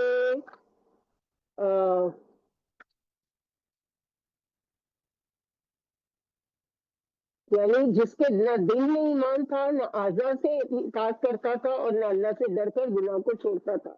اشقا تو اشقا شقی سے ہے جیسے کہ نبی صلی اللہ علیہ وسلم سے پوچھا گیا شقی کون ہے آپ صلی اللہ علیہ وسلم یا رسول اللہ صلی اللہ علیہ وسلم شقی کون ہے؟ فرمایا جو فرائض بجا نہیں لاتا اور حرام کا ارتکاب کرتا رہتا ہے. یعنی جو اللہ تعالیٰ نے عبادات میں اس پر فرض قرار دیا ہے اس فرائض کو انجام نہیں دیتا اور حرام کا ارتکاب کرتا رہتا ہے. تو جب حرام میں پڑ گیا تو ظاہر ہے کہ اس کو کہاں ہوش ہوگا کہ میری نمازیں جاری ہے یا مجھ پر زکوٰۃ فرض ادا کرنا ہے یا لوگوں کے حقوق مجھے ادا کرنا ہے یا اللہ تعالیٰ کی رضا کے کچھ کام کرنا ہے. وہ تو حرام کے ارتکاب میں پڑ گیا. جیسے کہ اللہ کے نبی صلی اللہ علیہ وسلم نے فرمایا قیامت کے دن میرا ہر امتی جنت میں جائے گا بجز اس کے جو جانے سے انکار کر دے. کل امتی دخل الجنت الا من ابا یعنی ہر کوئی جنت میں میرا امتی جائے گا سوائے کہ جس نے انکار کر دیا. تو صحابہ کرام کو بہت تعجب ہوا کہ یا رسول اللہ صلی اللہ علیہ وسلم جنت میں جانے سے کون انکار کر سکتا ہے؟ یعنی ہر کوئی تو جنت میں جانے کی کوشش کرتا ہے خواہش رکھتا ہے تو جنت میں جانے سے کیسے کوئی انکار کرے گا؟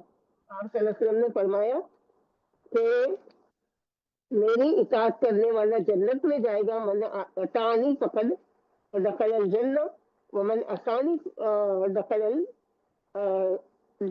النار اور میری نافرمانی کرنے والا جنت میں جانے سے انکار کرتا ہے. تو یہاں پر اللہ سبحانہ وتعالیٰ یہی فرماتے لیکن بچ جائے گا وہ وَسَيُجَنَّبُهَا الْأَتْقَى قریب اس کو بچا لیا جائے گا جو بہت ہی نہایت پرہیزگار ہوگا نہایت اللہ تعالیٰ کا فرما بردار ہوگا. وہ کون ہوگا جو قلب و مال پاک کرنے کے لیے اللہ کی راہ میں نیکیوں پر اپنا حلال مال خرچ کرتا رہتا ہے اور ہر قربانی کے لیے تیار رہتا ہے. یعنی اس لیے مال خرچ نہیں کرتا الذی یؤتی مالہ یتزکیٰ کہ اپنے مال کو اپنے تزکیے کے لیے وما لأحد عنده من نعمۃ تجزیٰ اس لیے نہیں مال خرچ کرتا کہ اس پر ان کا جن کے ساتھ اس نے سلوک کیا ہے کچھ احسان اور بدلہ چکا رہا ہے بلکہ محض رب کی رضا کے لیے اور آخرت بنانے کے لیے خرچ کرتا ہے تاکہ اسے اس کا رب کا دیدار بحال نصیب ہو اور جنتوں کی شاندار سدا بحال نعمتوں سے وہ مالا مال اور خوشحال ہو جائے. وَلَسَوْفَ يَرْضَىٰ اور عنقریب اللہ تعالیٰ اس سے راضی ہو جائیں گے یعنی اللہ اسے اتنا دیں گے اتنا دیں گے اتنا دیں گے کہ وہ خوش ہو جائیں گے. ایک روایت میں کہ آیت ابو بکر رضی اللہ عنہ کے بارے میں اتری کوئی شک نہیں کہ صدیق اکبر ان کے حکم میں داخل ہے اور ان کے عموم میں تمام لوگوں سے آگے تھے یعنی نیکیوں میں ہمیشہ حریص تھے اور بڑھ چڑھ کر آگے ہر خیر کے کام کرنے میں سب سے پہل کرتے تھے. آیتیں عام ہیں اور ان خوبیوں میں صدیق اکبر ساری امت کے امام ہیں بلکہ تمام مکارم اخلاق کے مالک ہیں یعنی ہر چیز میں وہ اول نمبر پر ہے اور سب سے پیش ہے کیونکہ آپ صدیق بھی ہیں پرہیزگار بھی تھے فیاض کریم بھی تھے اور اپنا مال نیکیوں پر خوب خرچ کرنے والے بھی تھے. نبی صلی اللہ علیہ وسلم کی حمایت میں دل و جان سے ہر وقت تیار بھی رہتے تھے اللہ کی رضا کے لیے ہر قسم کی قربانی کی تڑپ رکھتے تھے، اس لیے سلوک سے نہ کسی سے بدلے کے خواہش مند تھے اور نہ کسی فائدے کے امیدوار۔ چھوٹے بڑے، ادنا اعلیٰ، امیر و غریب، ہر قبیلے کے ہر شخص پر آپ کے احسانات تھے۔ اسی وجہ سے سردار سخی عروہ بن مسعود نے صلح حدیبیہ کے موقع پر کہا تھا کہ اگر تمہارا مجھ پر احسان نہ ہوتا جسے میں اب تک اتار نہ سکا تو میں تمہیں تمہاری جرات کا مزہ چکھاتا۔ اس روز آپ نے عروہ کو سخت سست کہا تھا۔ پھر جب سرداروں اور رئیسوں کے ساتھ آپ کا یہ حال تھا تو سوچ لیجئے کہ دوسروں کے ساتھ اس سے سلوک کر تو کیا ہی کہنا۔ اسی وجہ سے اللہ تعالیٰ نے فرمایا کہ کسی کا اس پر کوئی احسان نہیں کہ بدلہ چکا رہا ہو، بلکہ اللہ کی رضا مطلوب ہے۔ نبی صلی اللہ علیہ وسلم نے فرمایا جس نے اللہ کی راہ میں جوڑا جوڑا خرچ کیا اسے جنت کے محافظ آواز دے کر کہیں گے اے اللہ والے ہمارے دروازے سے جنت میں جا۔ یہ دروازہ نہایت خوبصورت ہے۔ اس پر صدیق رضی اللہ عنہ نے پوچھا اے اللہ کے رسول کی ضرورت تو ایسی ہے ہی نہیں، لیکن کیا کوئی ایسا بھی ہوگا جس کی پکار جنت کے ہر دروازے پر ہوگی؟ فرمایا ہاں، مجھے امید ہے کہ تم بھی انہیں میں سے ہوگے۔ یعنی ابو بکر صدیق نے سوال کیا تو آپ صلی اللہ علیہ وسلم نے جواب دیا کہ ہاں تم انہیں میں سے ہوگے۔ تو جوڑا جوڑا دینا کیا ہے؟ مثلاً ہمارے وہاں جوڑا کا مطلب یہ کہ کپڑے کے جوڑے، کس کوئی بھی دو چیز دینا، جیسے جوتے کی جوڑی دینا، کپڑا پورا جوڑا دینا، دوپٹہ شلوار اور قمیض جو بھی ہے وہ چیز کا۔ اسی طرح کھانے کی دو چیز کوئی دینا اور کوئی بھی چیز کا جوڑا دینا، اس امید پر تو جنت کا ہر دروازہ اس کو پکارے گا۔ اور اللہ کے رسول صلی اللہ علیہ وسلم یعنی صدیق اکبر کے بارے میں ایک مرتبہ پوچھتے ہیں، جیسے کہ آپ صلی اللہ علیہ وسلم جب فجر کی نماز کے بعد صحابہ کرام سے سوال کرتے تھے کسی نے کوئی خواب دیکھا ہے تو بتائے، یا کسی نے کوئی وہ کیا، تو ایک دن آپ صلی اللہ علیہ وسلم نے سوال کیا کہ تم میں سے کون ہے کہ جس نے آج کسی مسکین کو کھانا کھلایا؟ تو ابو بکر صدیق نے کہا کہ میں نے یا رسول اللہ صلی اللہ علیہ وسلم۔ پھر پوچھا کہ اچھا آج عیادت مریض کس نے کی؟ تو کہا کہ میں نے یا رسول اللہ صلی اللہ علیہ وسلم۔ پھر کہا کہ آج جنازے میں کسی کی کون گیا؟ تو میں نے یا رسول اللہ صلی اللہ علیہ وسلم۔ آج کے دن روزہ کس نے رکھا؟ میں نے یا رسول اللہ۔ آج کے دن قیام اللیل کس نے کیا؟ میں نے یا رسول اللہ صلی اللہ علیہ وسلم۔ تو یہ چیز یعنی ان کی یہ چیز دیکھو کہ ریاکاری کے لیے نہیں، اللہ کے نبی صلی اللہ علیہ وسلم کے سوال پر جواب دے رہے، نہیں تو وہ نیکیوں کو بہت خاموشی سے چھپا کر کیا کرتے تھے۔ جیسے کہ عمر رضی اللہ عنہ ہمیشہ حریص رہتے تھے نا، تو ایک دفعہ دیکھتے ہیں کہ ابو بکر صدیق چلے جا رہے ہیں، روز جاتے ہیں کہیں آتے ہیں، تو ایک دن ان کو تجسس ہوا ضرور یہ کوئی خیر کے کام کے لیے جاتے، چلو آج میں ان کا پیچھا کرتا ہوں۔ تو جاتے ہیں اور چھپ کر دیکھتے ہیں تو وہ کسی جھوپڑی میں جاتے ہیں بستی کے باہر، اور ایک گھر میں جاتے ہیں اور وہاں پر کچھ دیر ٹھہرتے ہیں اور واپس چلے آتے ہیں۔ دوسرے دن عمر رضی اللہ عنہ ان سے پہلے پہنچتے ہیں تو دیکھتے ہیں وہاں پر ایک بوڑھی عورت ہے جو اندھی ہے، تو اس سے پوچھتے ہیں کہ آپ اکیلی رہتی ہو؟ تو بولے کہ ہاں۔ تو بولے کہ پھر آپ کا کام کیسے ہوتا ہے، یعنی کیسے آپ کا کھانا پینا ہر چیز کا؟ تو بولے پتہ نہیں، ایک شخص آتا ہے وہ مجھے میرا آٹا گوندھ کے روٹی بنا کے جاتا ہے، میرا جھاڑو لگا کر جاتا ہے اور میرے کپڑے دھو دیتا ہے اور میرے سارے کام کرتا ہے۔ تو یہ تھے ابو بکر صدیق، لوگ نیکیاں کرتے بھی تھے اور خاموشی سے اس کو بجا بھی لاتے تھے۔ اللہ تعالیٰ ہم سب کو ایسی نیکیاں کرنے کی توفیق عطا فرمائے۔ الحمدللہ الذی بنعمتہ تتم الصالحات۔